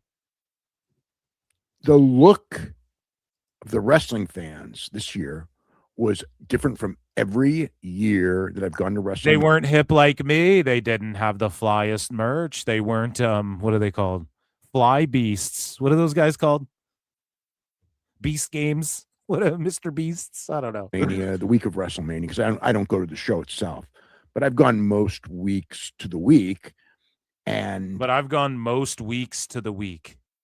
And then whoever edited this, look at this fucking redact. Whoever edited this had to edit his words. I gone most years to the week.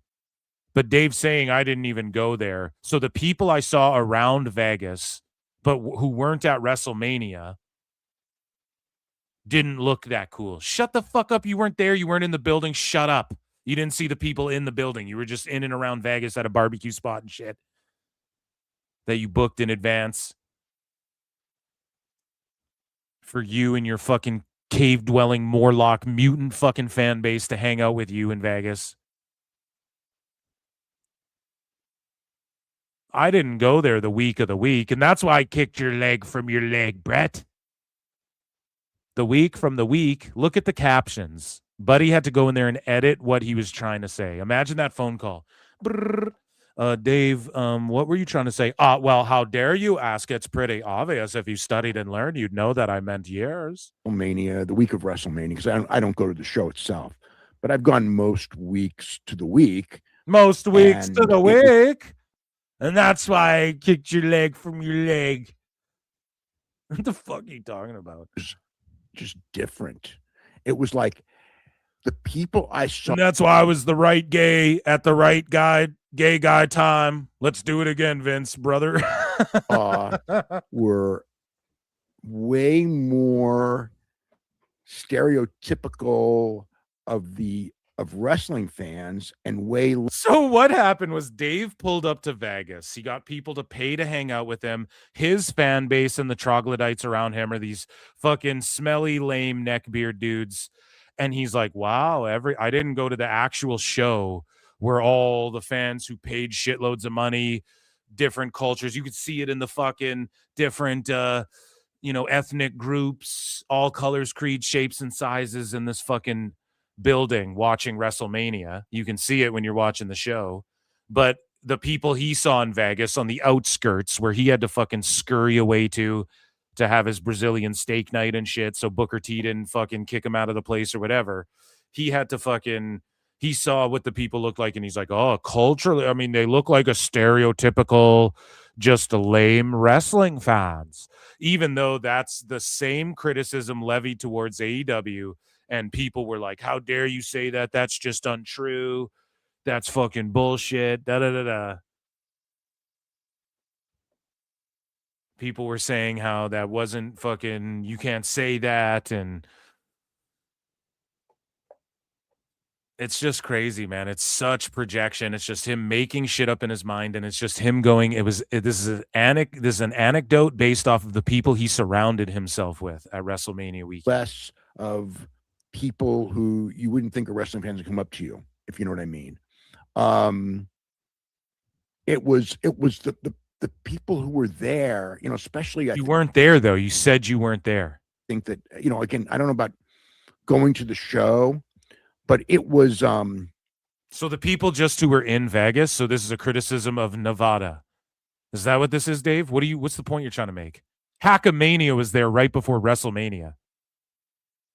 You know what kind of fucking troglodytes exist in the Dabbleverse, dude? You were fucking looking at some dabblers. He's hanging out with Stuttering John, the Duke. Yeah, I had a beer with Meltzer. the people who were there. I mean, my feeling was that they were like your, ride or die WWE fans. Could not. I haven't been getting so much news from so many people. You would have no idea right now. but they're just gonna. It's just, and then Garrett, tell me more, Daddy.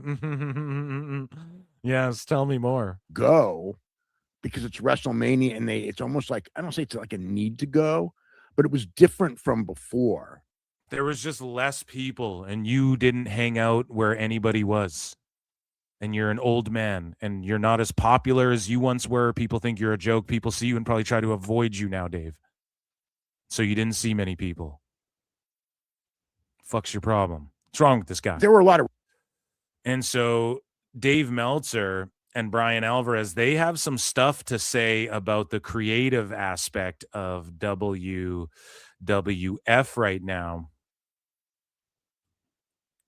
And I've been a big fan of like all of Danhausen's stuff that he's done since debuting, but I wasn't into this one. This felt like WWE trying to write Danhausen comedy, and I don't like that.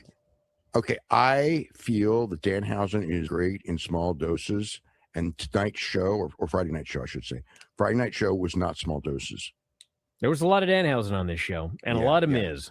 I think though, if you put a lot of them on the show, I think that it becomes a turnoff. And to be honest, most people that would be the case, but Danhausen in specific, because it's kind of like a one-note gimmick. I mean, he's, and it was just so much on the show. So I think that was Danhausen, a one-note gimmick. I don't know about that. What is he? I don't know. Dave he would have never said this if Tone was pushing Danhausen in AEW. I felt a one-note gimmick. So, like, what do you mean? He can just do the "you are cursed" thing? So Sideshow Bob only steps on the rake? And he's a one-note gimmick? Because he, like, what does that even really mean? I felt that like they're gonna like when the show was over, or not even over, halfway over, I was like, they're gonna burn this guy out. You know, he's gonna have like that type of a gimmick is. I said it too, though. Like you can't overdo the Danhausen stuff. You got to slowly ease people into the curses, and they're already going to like pyrotechnics going off multiple times. So, I mean, I'm with people who say it might be a little much. It's working so far. Danhausen is no spring chicken, and he's not some world beater pro wrestler to where it might just be like, here's a window of him just being super funny. We're going to run it to the moon and fly it to the moon, and hopefully we get longevity out of it. But are they sitting there going, Danhausen's going to be a gimmick for the next 10, 20 years and shit? I don't know, man. Going to have like a certain shelf life anyway. And it's like saying the Boogeyman is a one-note gimmick. It's like, well, I don't know. That just all depends on the booking. The key is to extend it as long as possible. But the more you put them on, more time that you give them on specific shows over and over, it speeds up that process. So, whatever. I mean, I'm sure the deal is, is that they probably go in there and it's his merchandise is selling. We got to put him on more. And in some cases, that's a great way to do it. If someone's really popular, you put them on more. But some people, like everyone's different. And his thing is that you want him exposed every week, but you don't want him to be over. Okay, so this is the first week where they went, we're going to go a little longer with the Danhausen shit. And then we go, we don't like that as much. Okay, so then we live and we learn, we keep going. He's sitting here and doing like an analysis of his career and breaking down why. The fuck are you doing, man? Just shut the fuck up. Give a simple critique like everybody's capable of doing but you. So Dave Meltzer, he talks about Roman Reigns here and Roman Reigns' schedule that's been a little all over the place. All right, this Roman Reigns story is off the road in June. A lot of the stories going around are completely false on that, but he's not going to be on the Saudi Arabia pay-per-view, so he's been removed from the TVs that build the Saudi Arabia pay-per-view. That's the story with why he was on these dates that were announced. And they literally, that's funny part is, like, they were just announced like a couple days ago. Like, what is it, Friday or Saturday? Friday, probably. They probably announced Friday. And then Dave always goes, that's what's funny. And like, none of it's funny. You mean peculiar or odd. By Sunday, they're unannounced. They're taken off. And then that's essentially the reason. They probably, well, They said it was a clerical mistake. Study and learn, dude. Look, you can watch the TV and you can see that plans are. You can watch TV. You can look and see. Changing real fast. I mean, like, Roman Reigns and Gunther was supposed to be the big thing coming out of Mania, and now it's Cody Rhodes and Gunther. Cody Rhodes and Punk did that big angle.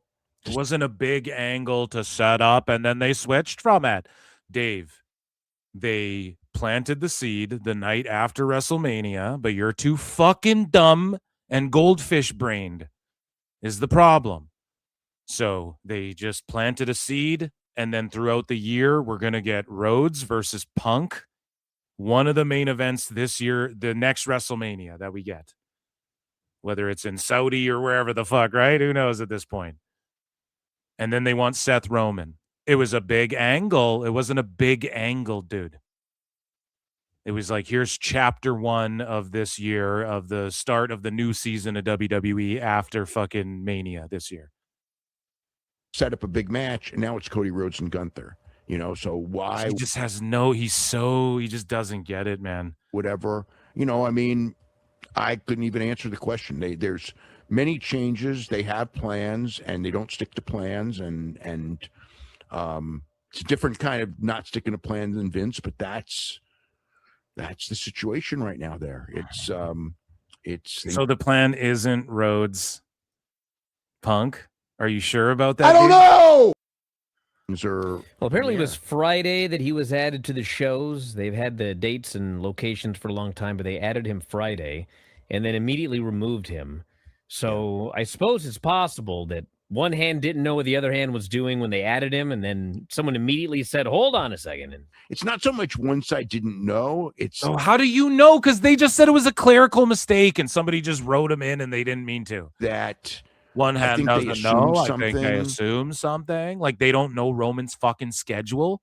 I think they assume something, so they're not going to book our top fucking star. We don't know his fucking schedule. Oh my God. was going to happen, and it was leaning in that direction, and then it leaned in the other direction. So that's the situation. It's not any. I think so. Dave just lays out a situation, and okay, Dave, that could be a possibility, but then he definitively goes, so that's the situation. Look, put it this way: if he loses to Jacob next weekend, it's probably going to be a real big story.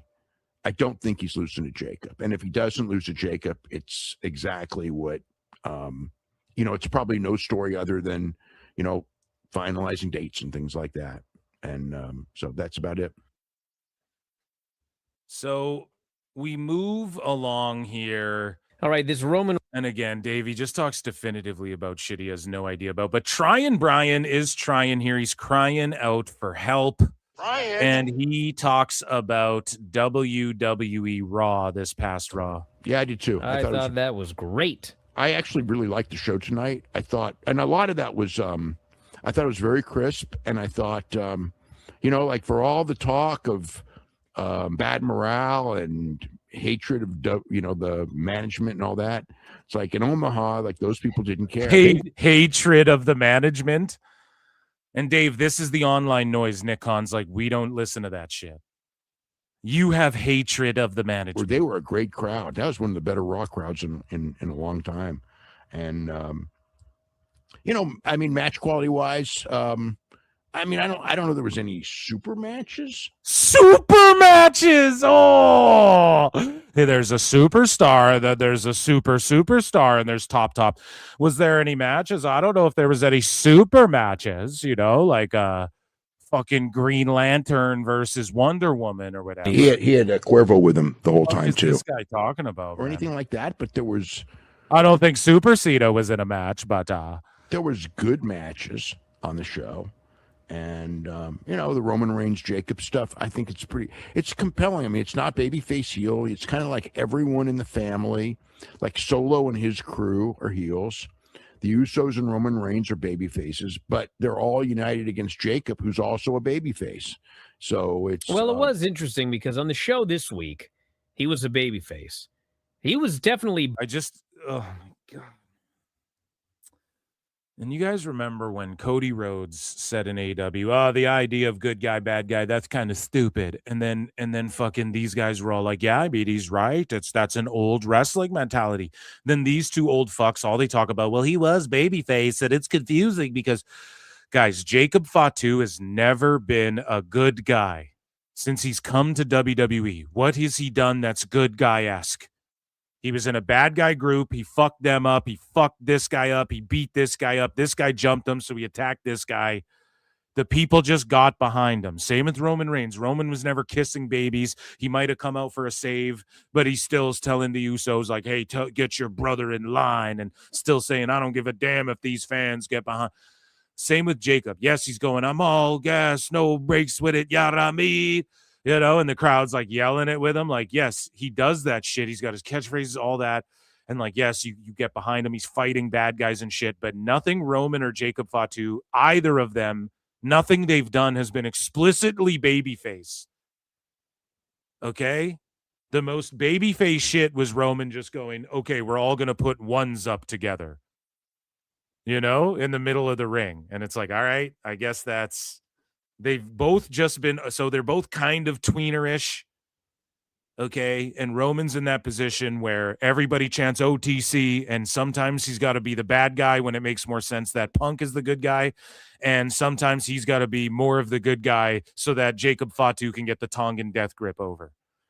And they're both kind of tweeners, and they're both just like their family who have to fight, and Fatu's like, look, where I'm at right now, I'm in this position to fuck you up, Roman. And that's what I care about. Like, I need what you got. If it wasn't him, it'd be somebody else. So again, they're just like, well, he was babyface, but then he was heel, and then he was babyface, and then he was heel, and oh my God.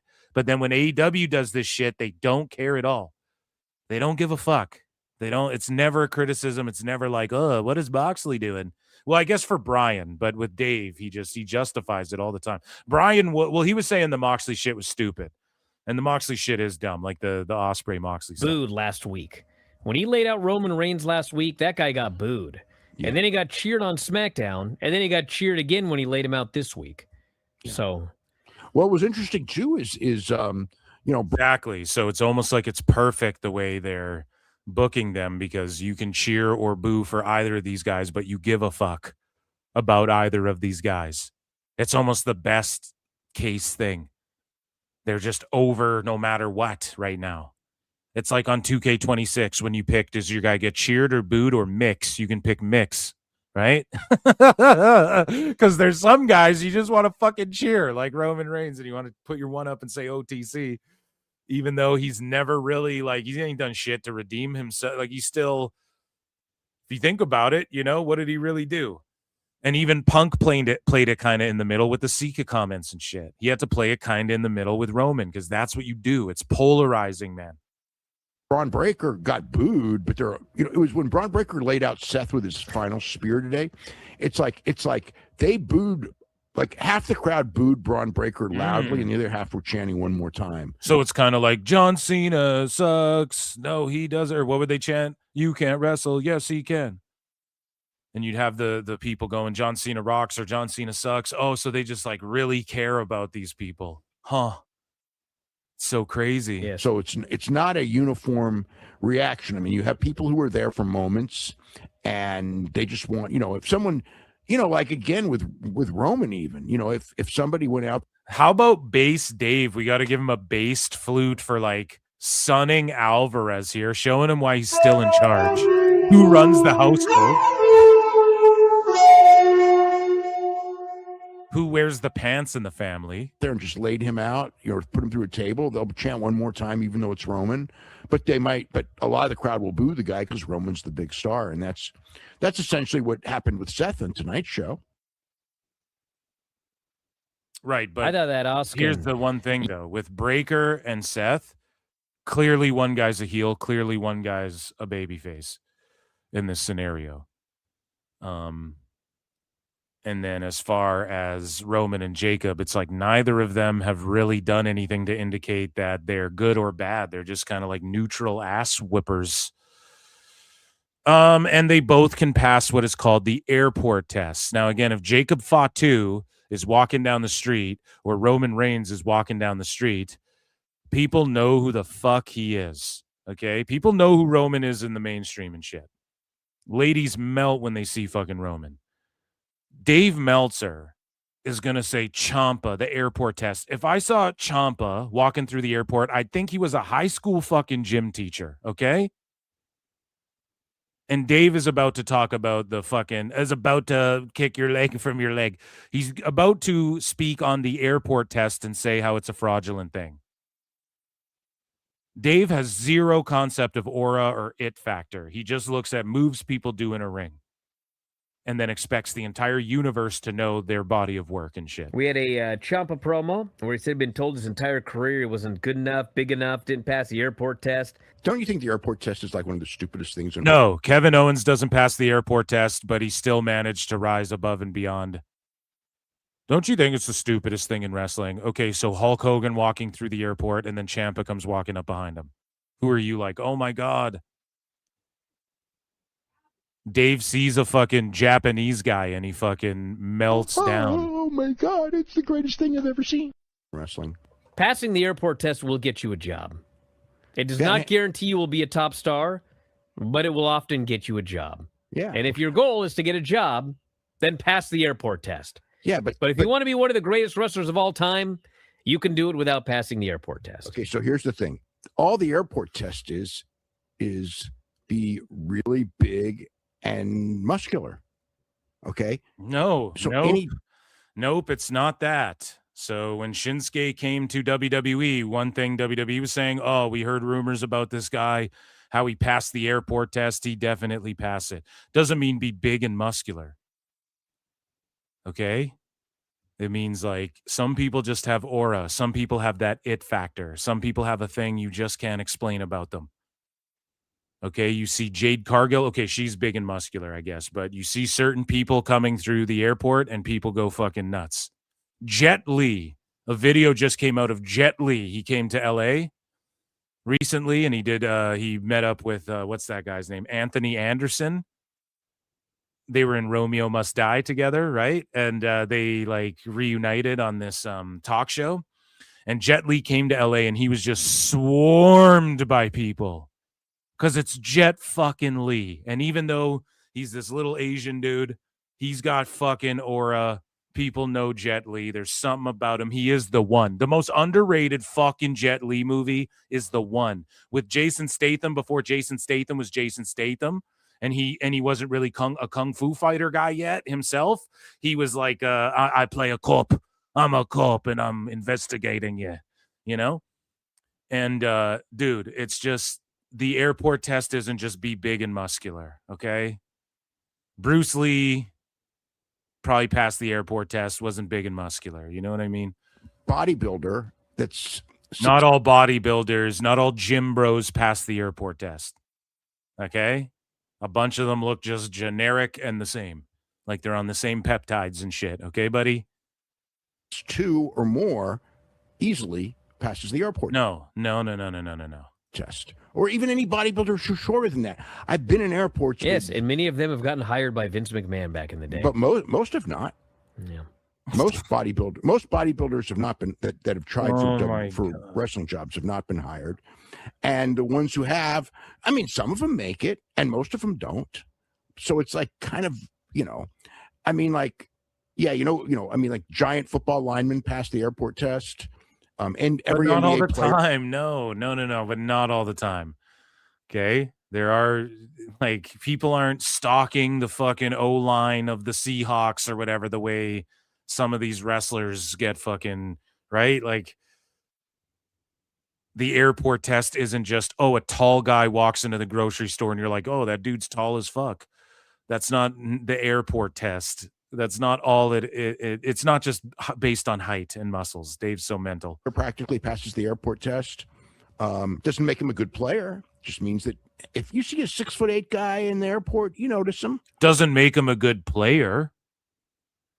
Okay, but wrestling isn't about fucking God. He just thinks it means like Osprey can do flips. We just do pile drivers, man. That's not what makes you a good player. In wrestling, having aura makes you a good player. Thus, the airport test means something. In basketball, it might not. Oh, look at fucking Kyle Kuzma dyed his hair blonde and he's tall. Everybody looks at him and he's not that good at basketball, though. It's not the same thing. And even him, though, he got fucking, there's marketability in that. Van Hammer, perfect airport test guy, right? He was it's funny, we talked about him earlier. Do you know that Van Hammer was signed? So, and this is the thing. So Dave is dismissed the air. If they pass the airport test, yeah, that's one test. So yes, you pass the airport test. It's not the end all be all. Not everybody who quote passes the airport test is going to be Hulk Hogan. But Dave is too dumb. He can't separate. It's like, what are you arguing? Like actually state, well, I'm arguing it's bullshit, but it's not because it's a real thing. Oh, it's the biggest bullshit ever. Doesn't mean you're good. Okay.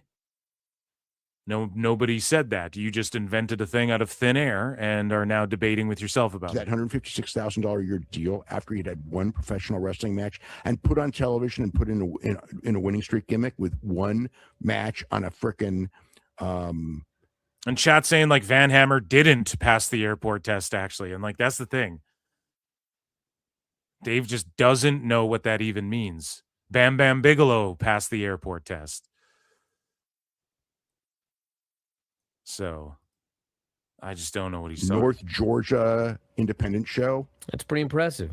Yeah, because Dusty saw him and thought, hey, he's the next Sid Vicious. And he was not the next Sid Vicious. Okay. What is the point? So Dusty didn't scout a guy good, or the airport test is bullshit? The fuck you talking about, dummy? So chat, we got one more story. It's been a long one. I knew it would be. Pause. That's what she said. Oh, giggity. Make sure you hit like, make sure you hit subscribe. Make sure you heart, retweet, rate this pod 5 stars, all that good shit. Become a member for only 99 cents or check out patreon.com/ProWrestleTimes. We need one more flute in the chat because this is our main event here for this episode of DMDMW. Dave Meltzer, dumb moment from the past few weeks. So Dave Meltzer gets owned by Niccolo Piccolo here, and then he melts down about Niccolo Piccolo, and he just won't say Niccolo Piccolo's name. And as Niccolo Piccolo confirmed on his interview on Body Slam or with Body Slam or whatever, he was like, Dave's been instructed not to fucking talk about me, which is obviously something, I mean, we discussed many times on the show. People know this, you know, it's out there.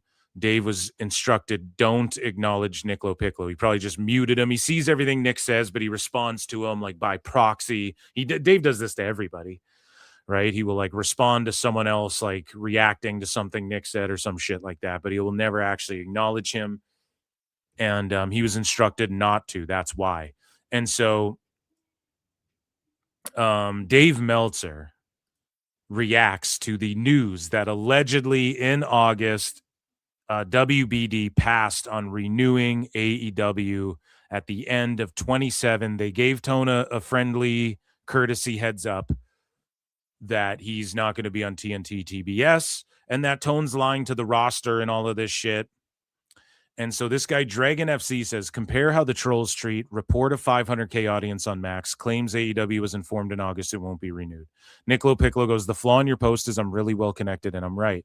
This guy goes, the reporter of the 500K Max claim also had sources, including a source that corroborated the numbers. That's not true. So Dragon FC, I'm sorry, but you're literally just regurgitating what BJ Bethel said. Okay? So we've broken down and people have noted how the fact that BJ Bethel thinks his story, quote unquote, has been corroborated in any form or fashion is redacted. And his source on the 500K number is what it is. I mean, it was just someone on Blue Sky not denying something he said. And Tone's never denied it, but he's never confirmed it either. Okay? So BJ Bethel's a fucking clown, and he just said Tony Khan corroborated what I said, but he didn't. He just didn't vehemently deny it. And again, this falls under all the guys going media literacy, and they have the lowest fucking room temperature IQ media literacy. Okay? It's always projection from these assholes. So Niccolo Piccolo responds to Dave here because Dave goes, August was before they added pay-per-views on HBO Max. I think that tells you all you need to know. But no, Dave, because if it's what your boy Phil Marks has been saying and WBD has been peeling off the top from AEW and all they could get was a bit of money from Amazon, then WBD might go, okay, we're bought into this thing. We'll finally just click the buy pay-per-views on Max, which they could have done way before, but didn't. Why? Because they were trying to see if Tone could get some more money for the fucking pay-per-view rights or whatever. That's my theory. And then they put the pay-per-views on there.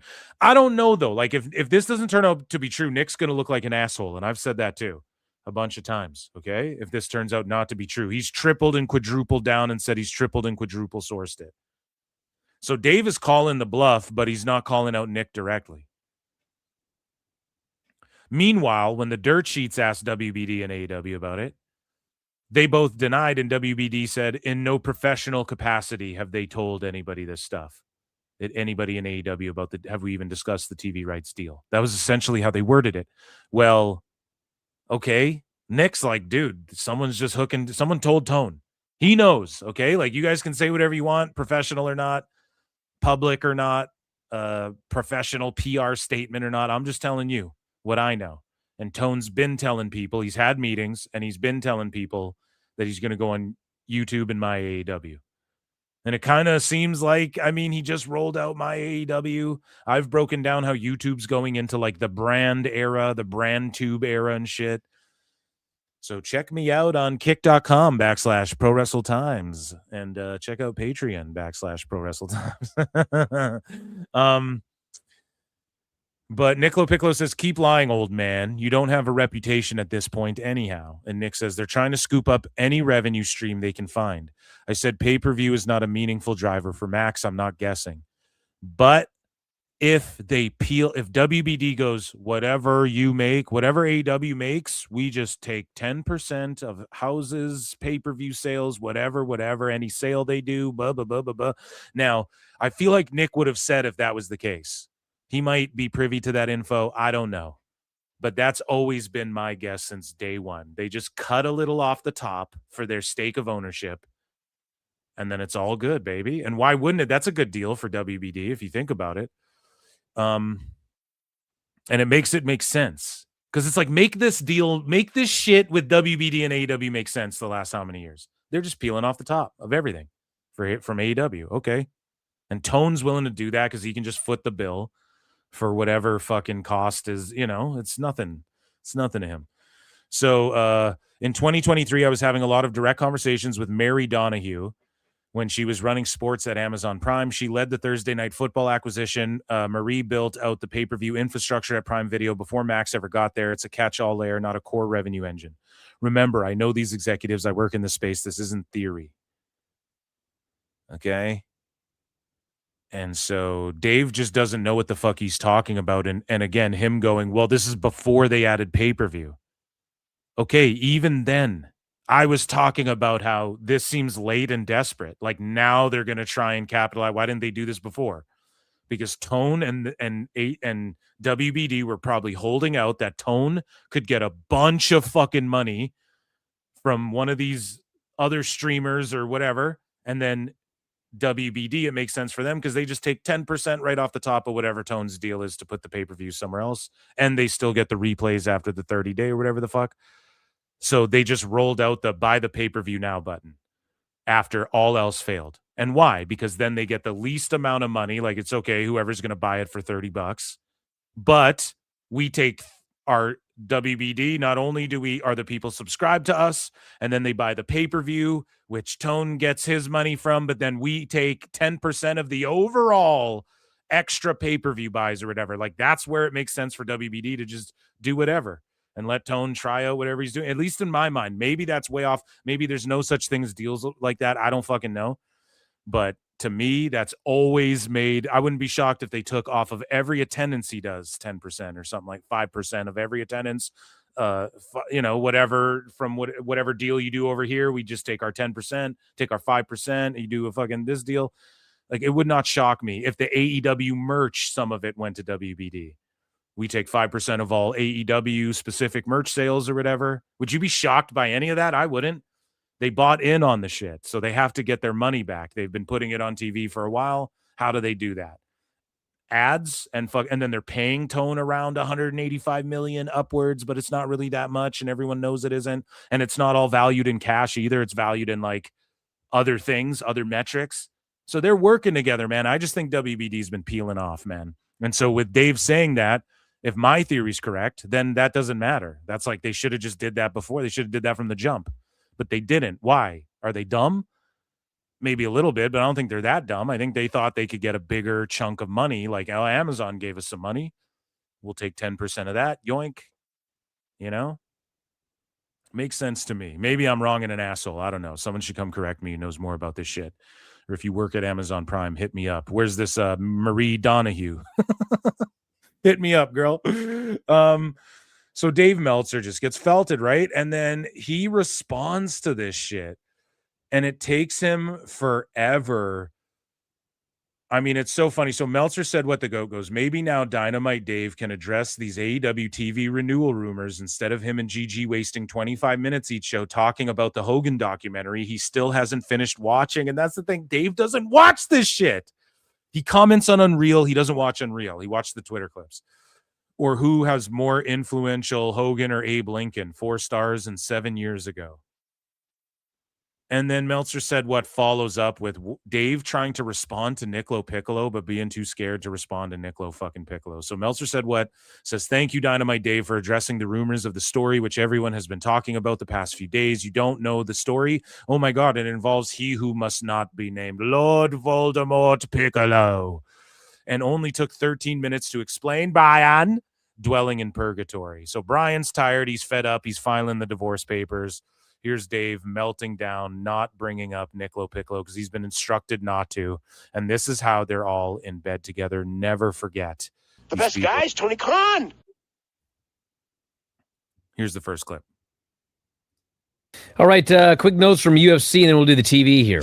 We got to talk about the freaking story that everyone's been talking about the last 2 days. Dave, the story, what you wrote in the daily update today, I was like, what is he talking about? You didn't even explain what the story was. You only said, the story is not true. Bryan, because he can't address it. So look at Tiptoe Dave. Bryan's like, dude, I don't even know what you were talking about because you won't even say what we're alluding to. Just the story's not true. Because he thinks everybody's in the fucking IWC. Like, this is how melted Dave is. He spends all day scrolling Twitter while he's quote unquote writing all this shit about wrestling. And it's just on in the background. He's not really watching it unless it's CMLL or whatever the fuck, or AEW.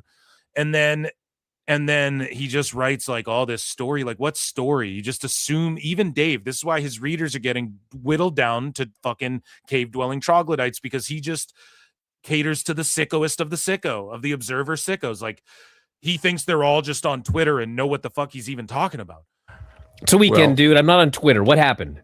You don't know this story? No, what happened? Oh my God. Okay. So a guy named John McMullen. Okay, so first. A guy named John McMullen. You mean a reputable football and NFL reporter who also was cited in 2019 for having details on AEW's TV deal and all of this shit. And he was credited for fucking, I mean, these guys are just such assholes. A guy I don't even want to talk about. A guy I don't even want to talk about. Niccolo Piccolo. Why? Why don't you want to talk about him, Dave? Is it because you're in your fifis? Is it because he's made you look like a fraud? If and this is the problem too, if this guy you don't want to talk about so wrong, then prove him wrong. Have him on your show and prove him wrong. This isn't a matter of, well, his opinions and the way he does his reporting, and I don't like his t-shirt. It's not anything like that. You guys are talking about factually what's right and wrong. That's always where the debate with Nick and Dave arises from. Then just prove him wrong. Basically, it's a good start. And or else convince everybody that your sources are better than his when it comes to media rights deals and all this shit. That's all you got to prove. Well, we don't expose our sources. Okay, then just make the claim. My sources are better than this guy's. I get he's a Hollywood agent. They think he's a joke. That's what he's saying about you.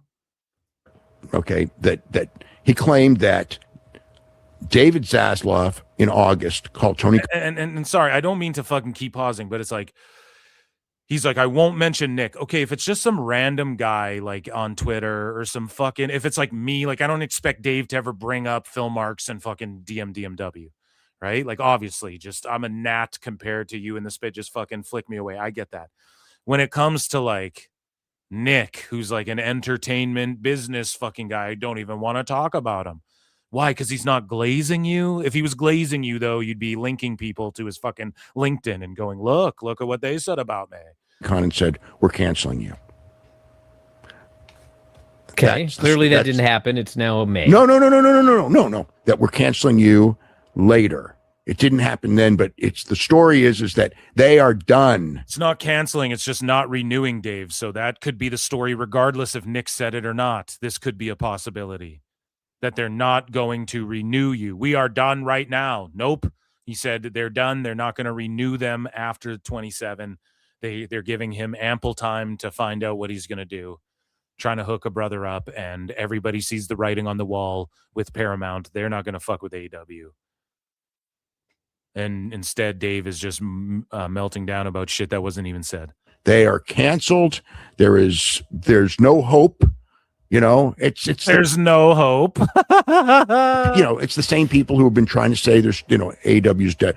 So, but anyway, John McMullen, who is a reporter for the Philadelphia Eagles, who has, he's a guy who clearly, had one, he's one of those guys that comes on Twitter and tries to act like AEW's going to die. And who? JF McMullen? No, and that's the thing too. JF McMullen and Dave just is he's such bad faith and he's such a grifter that he just lies about people. Okay. He's a lying grifter. JF McMullen comes on there and says, oh, AEW's in a bad place. JF McMullen's like, dude, I wrote this article as a good thing. Like they gave AEW a heads up. Again, Dave wants to talk about what's standard in sports. He doesn't care about AEW. Cares about the Eagles. Now you're just trashing this guy. Oh, he's just known as one of these detractors. He just hates AEW. So what? You just love AEW. What does that make your opinion any more valuable than his? Fucking such a goof. Things like that. And he's always, on that. So it's like the perfect thing. It's like a Twitter guy. He's a Twitter guy. No, he's a reputable NFL Philadelphia Eagles reporter. We went over the shit he's worked for in the past. He's way more reputable than Dave Meltzer. Philadelphia Eagles beat reporter. Okay. So anyway, he wrote a story that broke, was it yesterday? I think it was yesterday.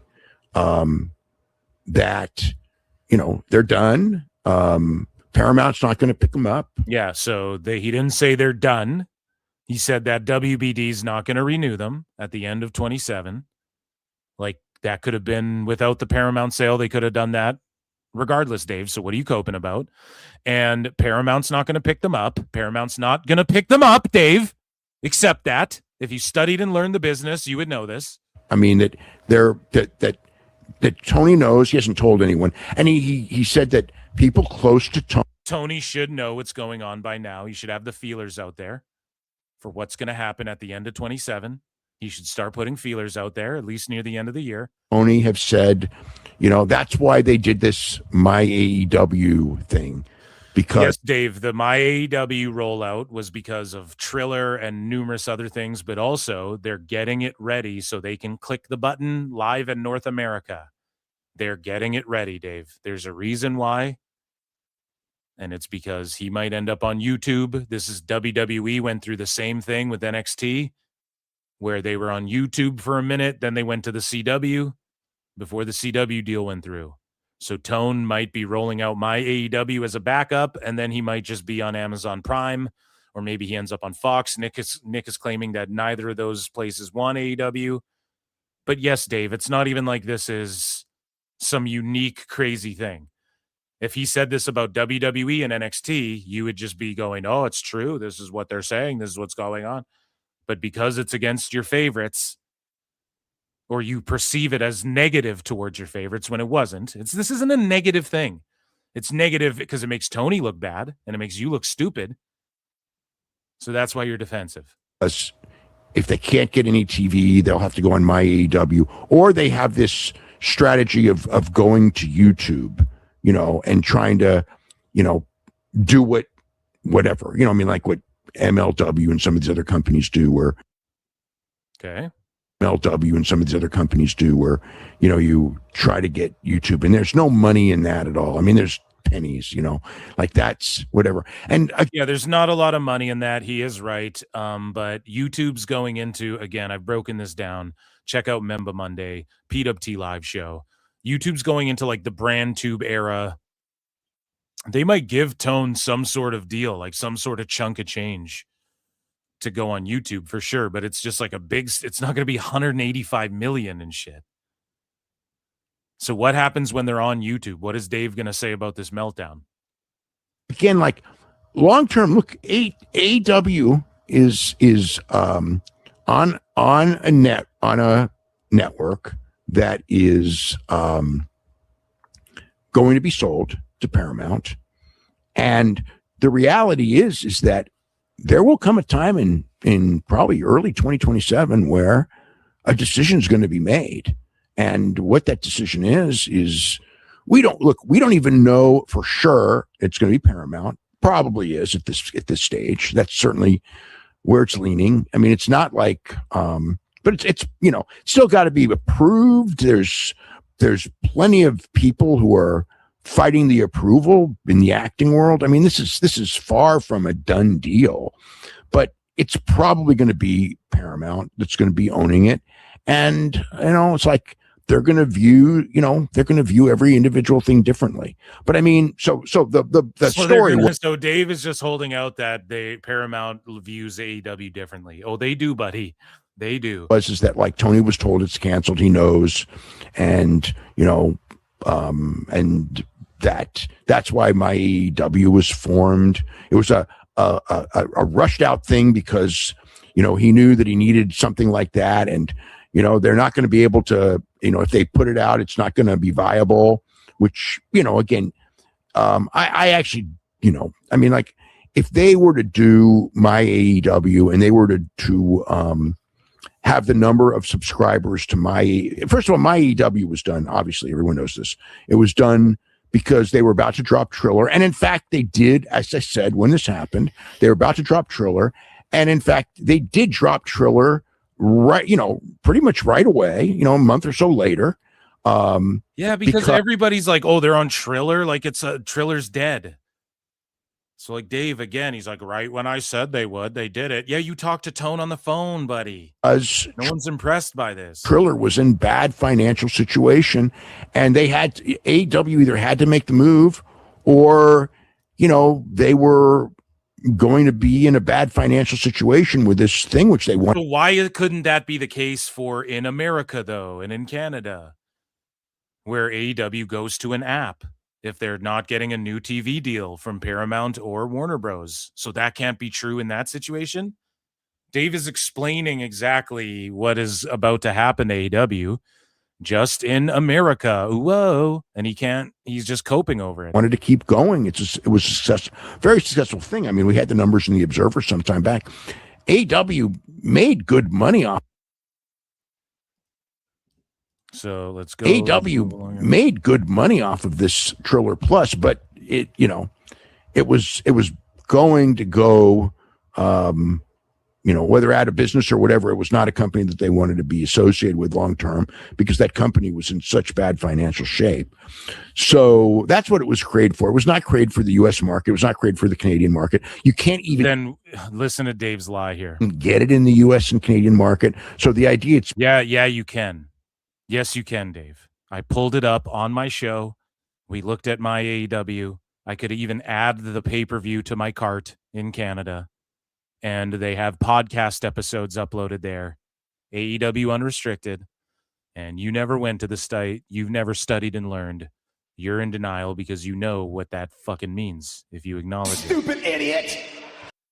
It's being created, that this was created because he was going to lose television is just, it doesn't add up. So the gist of it is someone made up a story and it's not true.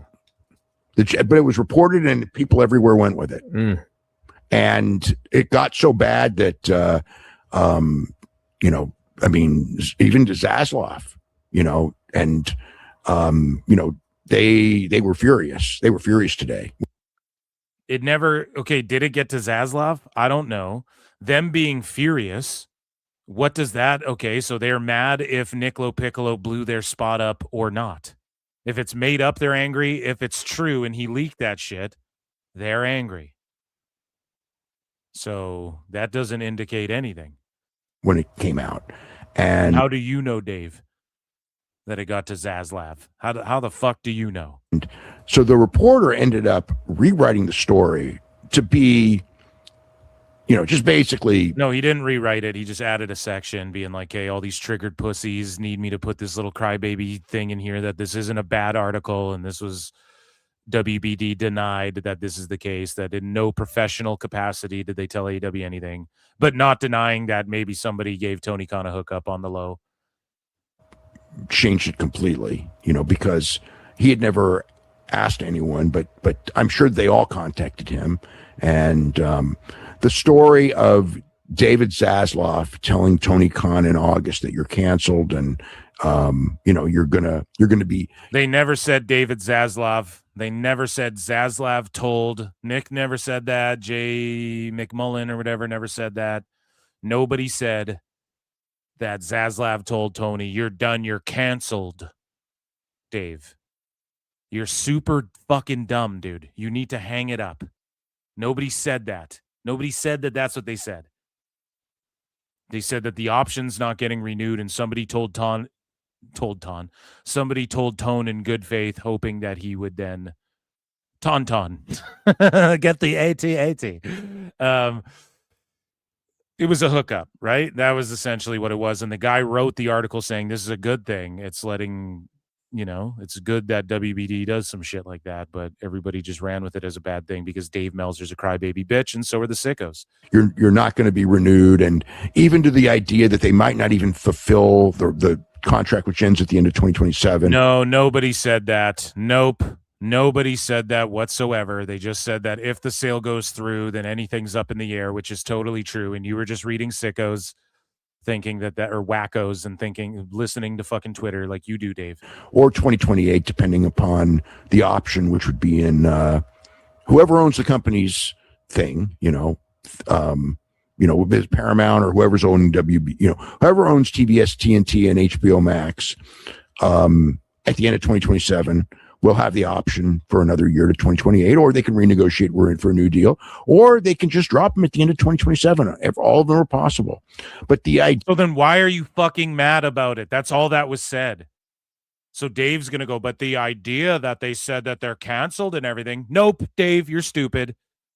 Nick never said that. The article never said that. And fucking that's the people going, oh, so the conclusion we draw from this is they're cooked. And Dave's just in denial of that conclusion. 1 + 1 is equal in fucking 3 to Dave.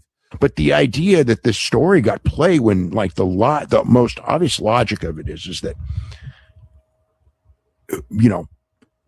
the most obvious logic is my AEW's there. So if they can't get a TV deal, and Tone pissed off people at Paramount and Ellison, who's fucking in tight with Ari Emanuel, and all these people are sitting front row. They're in bed with TKO. They're all at the UFC. We talked about this time and time again. Who do you think is going to be at the White House card, Dave? Who do you think is going to be at that White House card where they're selling tickets for $1.5 million and it's invite only? Who do you think is going to be there sitting right in the fucking front? The fucking people you're fucking talking about that Tony called bald assholes and fucking hates on. Thinks he's friends with Dana White. Dana White doesn't know who the fuck he is. Dana White knows his fucking dad and goes, oh, that's his kid. That's what it is. Okay. So that's who he pissed off. The logical explanation is, oh, they're going to YouTube and my AEW. They could just click the Watch Dynamite Here button in America. Boom. And you just lied about my AEW. Why would WBD is not going to even be owning this thing, most likely. Okay, so that's the other problem too, Dave. You just said before, oh, well, it's a far way from the deal even being done. It's a long ways away. And now you're going, well, most likely WBD won't even own their own shit. So why would they even think to say that if they don't even own their own shit? Well, what if the deal doesn't go down for another 2 years? Have you ever thought of that? Or you just like, why are you just flip-flopping everything you say? It's not going to even be owning this thing, most likely at this point in time. If Paramount doesn't buy WBD, then WBD doesn't own the 5 to 25% stake in AEW still? Is that what you're saying? Like Dave Meltzer's the worst ever. He's the worst. Oh my God, it's the greatest thing I've ever seen. Literally the biggest dum-dum ever. So whoever's going to make the decision, it's not going to be made by these people now. It's going to be made by the people who end up with the company. And, but how do you know? How do you know that? Why? Why would you think that? How do you know that? It would be made by them. Okay, prove that then. Bad news. We don't know because we don't even know who's going to be in charge. We don't know if Paramount was it not? Yeah, if Paramount. Oh my God, Dave, say it already. Skydance. We don't even know if they're going to put it in as sports or entertainment. And those would be under two different umbrellas, two different people in charge. If it's under entertainment, the entertainment guy's going to look at the costs and everything like that. If it's under sports, the sports guy's going to look at the costs. Oh my God. Dave, holy shit, guys. Yeah, he's lost it. He's completely lost it. Learn, Meltzer Inferno.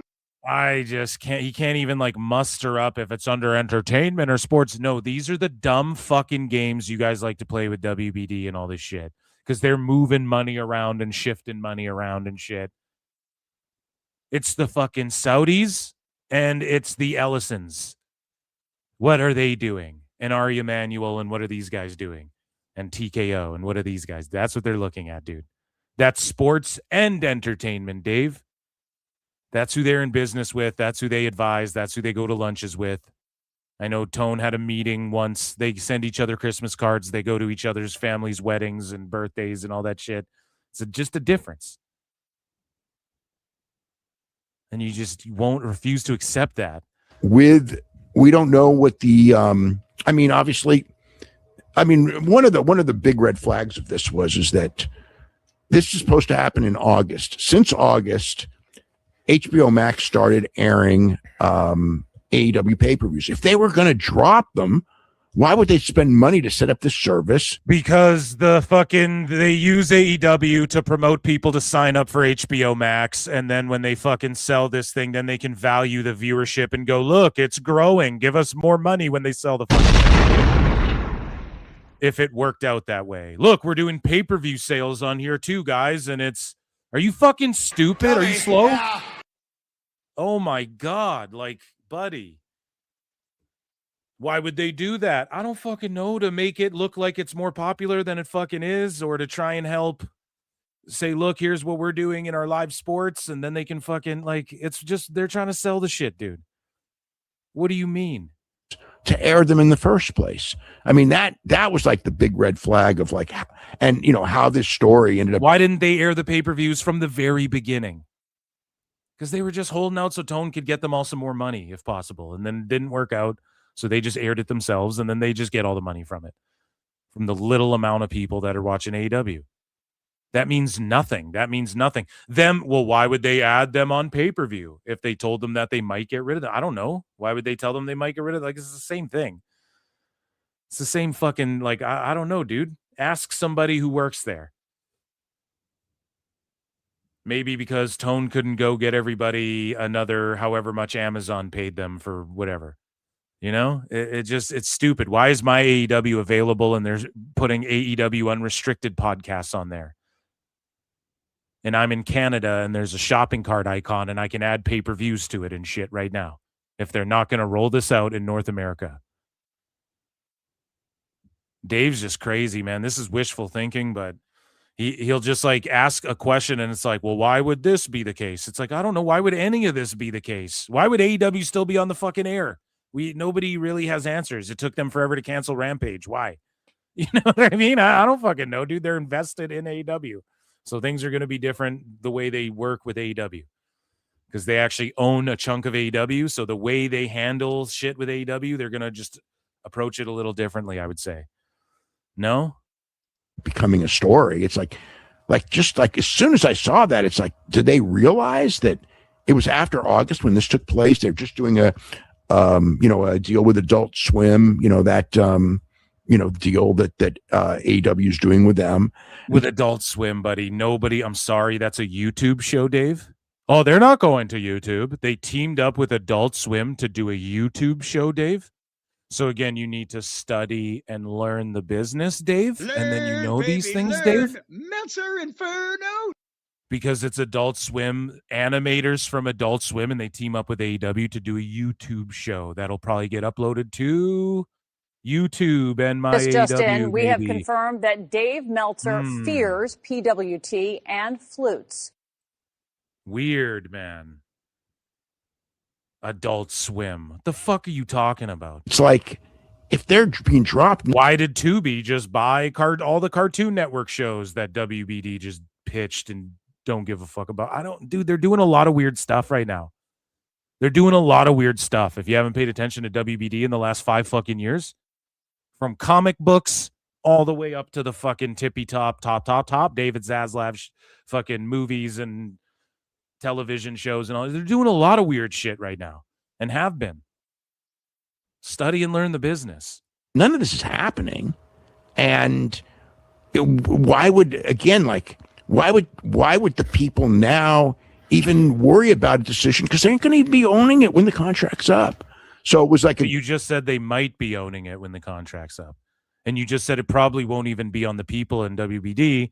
It'll probably be on whoever owns it. So again, you're goldfish brain and you're just saying shit as you go along. Gloom and doom story. And it was one of those things where for, much of the day to day and, and everything like that. On Twitter, I was outside taking a hike, listening to Pod Meets World and fucking living a life with my family. You're mentally ill, Dave. You need to log off, Unc.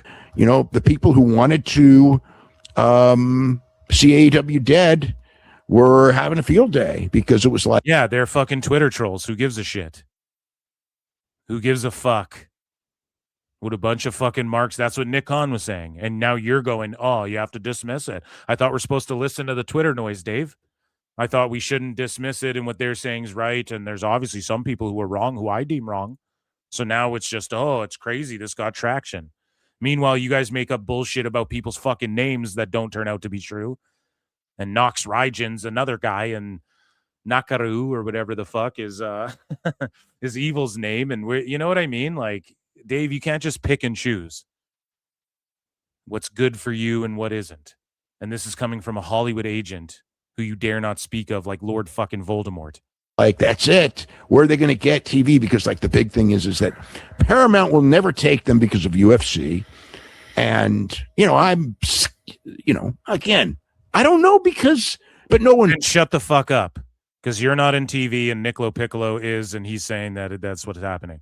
So shut up. Knows. It's like people are saying this. No one knows. Niccolo Piccolo's no one.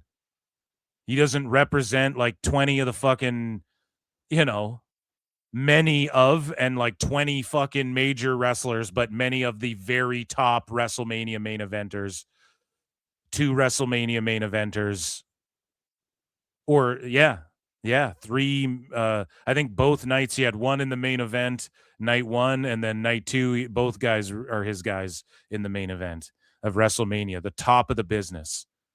That's a nobody. Okay. Like, you can not like Niccolo Piccolo. You can fucking hate on him. You can say he's a short cokehead. You can say, I don't believe the things that you can not like what he says. But nobody, Dave, jeepers, man. But no one knows. They won't take him because of UFC. And it's like, nobody said it's because of UFC. It's because of TKO. UFC and WWE are the same company. So when Dave goes, well, UFC is not WWE, but it is though, dumb bitch. It's called TKO. Where do you think TKO came from? The one thing is that Paramount will own a piece of AEW when they buy this company because so anywhere from 5 to 25%. And for the people who go, it can't be 25 or it would be public. No, we actually researched on PWT Live Show every Wednesday and Saturday night. We researched that if they categorize it and if they're only making a certain amount of money from certain investments, there are ways where it could be chalked up to something that doesn't have to be disclosed. You can own up to 25% of something. There's a possibility. Now, I'm not saying it's true. I'm not saying, right? But the rumors are 5, at least. That's what even like Thurston and these guys would say. So 5 to 25%, let's say. What do you think Paramount's going to do with that? Okay, that's going in the junk mail folder. That's going in the we'll sell it back. There's rumors that Tone was offered, that they offered to sell back to Tone their ownership, what they own of it already. That's what that famous Davis guy said from Body Slam. So I don't know if he's right or not either, but address that, Dave. How do you know? Nobody knows. Then shut the fuck up. Why are you so triggered? Why don't you go, oh, that's interesting, man. I mean, he's a Hollywood agent. He might know something we don't, but who really knows, man? I wouldn't take it at face value right now. That's what you say. You don't have a spurg out 10-minute fucking cry sesh about it. They will own the WD piece of AEW. That they will. And how much money is that going to bring in? What the fuck is that going to do for them? Owning a piece of AEW. And so Who is that made money for other than the wrestlers that are getting paid too much? They're cutting all the costs of these wrestlers. They're going to keep paying Swerve and Jericho and fucking MJF and Darby what Tone's been paying them and shit. They're going to have a part of that bad business. Dave's fucking cooked. He's coping. He's seething. He's maulding. He's bawling. He's crying. And that's why I will always expose Dave Meltzer every goddamn week or every week, every couple weeks sometimes. That was Dave Meltzer's dumb moment of the week. For, the young superstar, babyface, the former heel thing. So, guys, I want to thank you all for being here. If you're listening live, patreon.com/ProWrestleTimes. I've been Phil S. Marks. This has been 4 hours of Dave Meltzer dumb moment of the week. The last few weeks, though, some shit was the middle of April there. We had a lot of catching up to do, guys. I will see you Saturday for Backlash. Time Cop. Keep your flutes polished.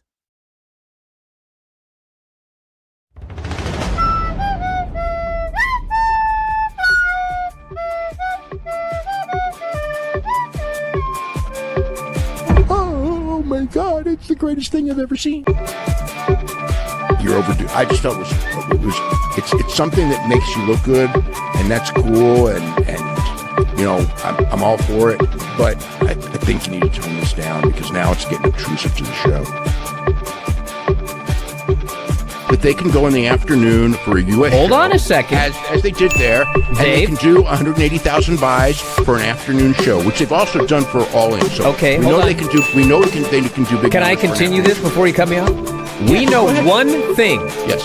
We know it No, I'm not- might have done well because I'm it went not- on first. I'm not saying it would. Here's my thing, Dave. But here's okay. Wait. Okay, here's the thing. Oh my God, it's the greatest thing I've ever seen. I mean, it didn't mean anything to me. It was just a match. That's the problem, Dave. It should mean something to you. Give him a quick squash win just to show that, he's not a loser.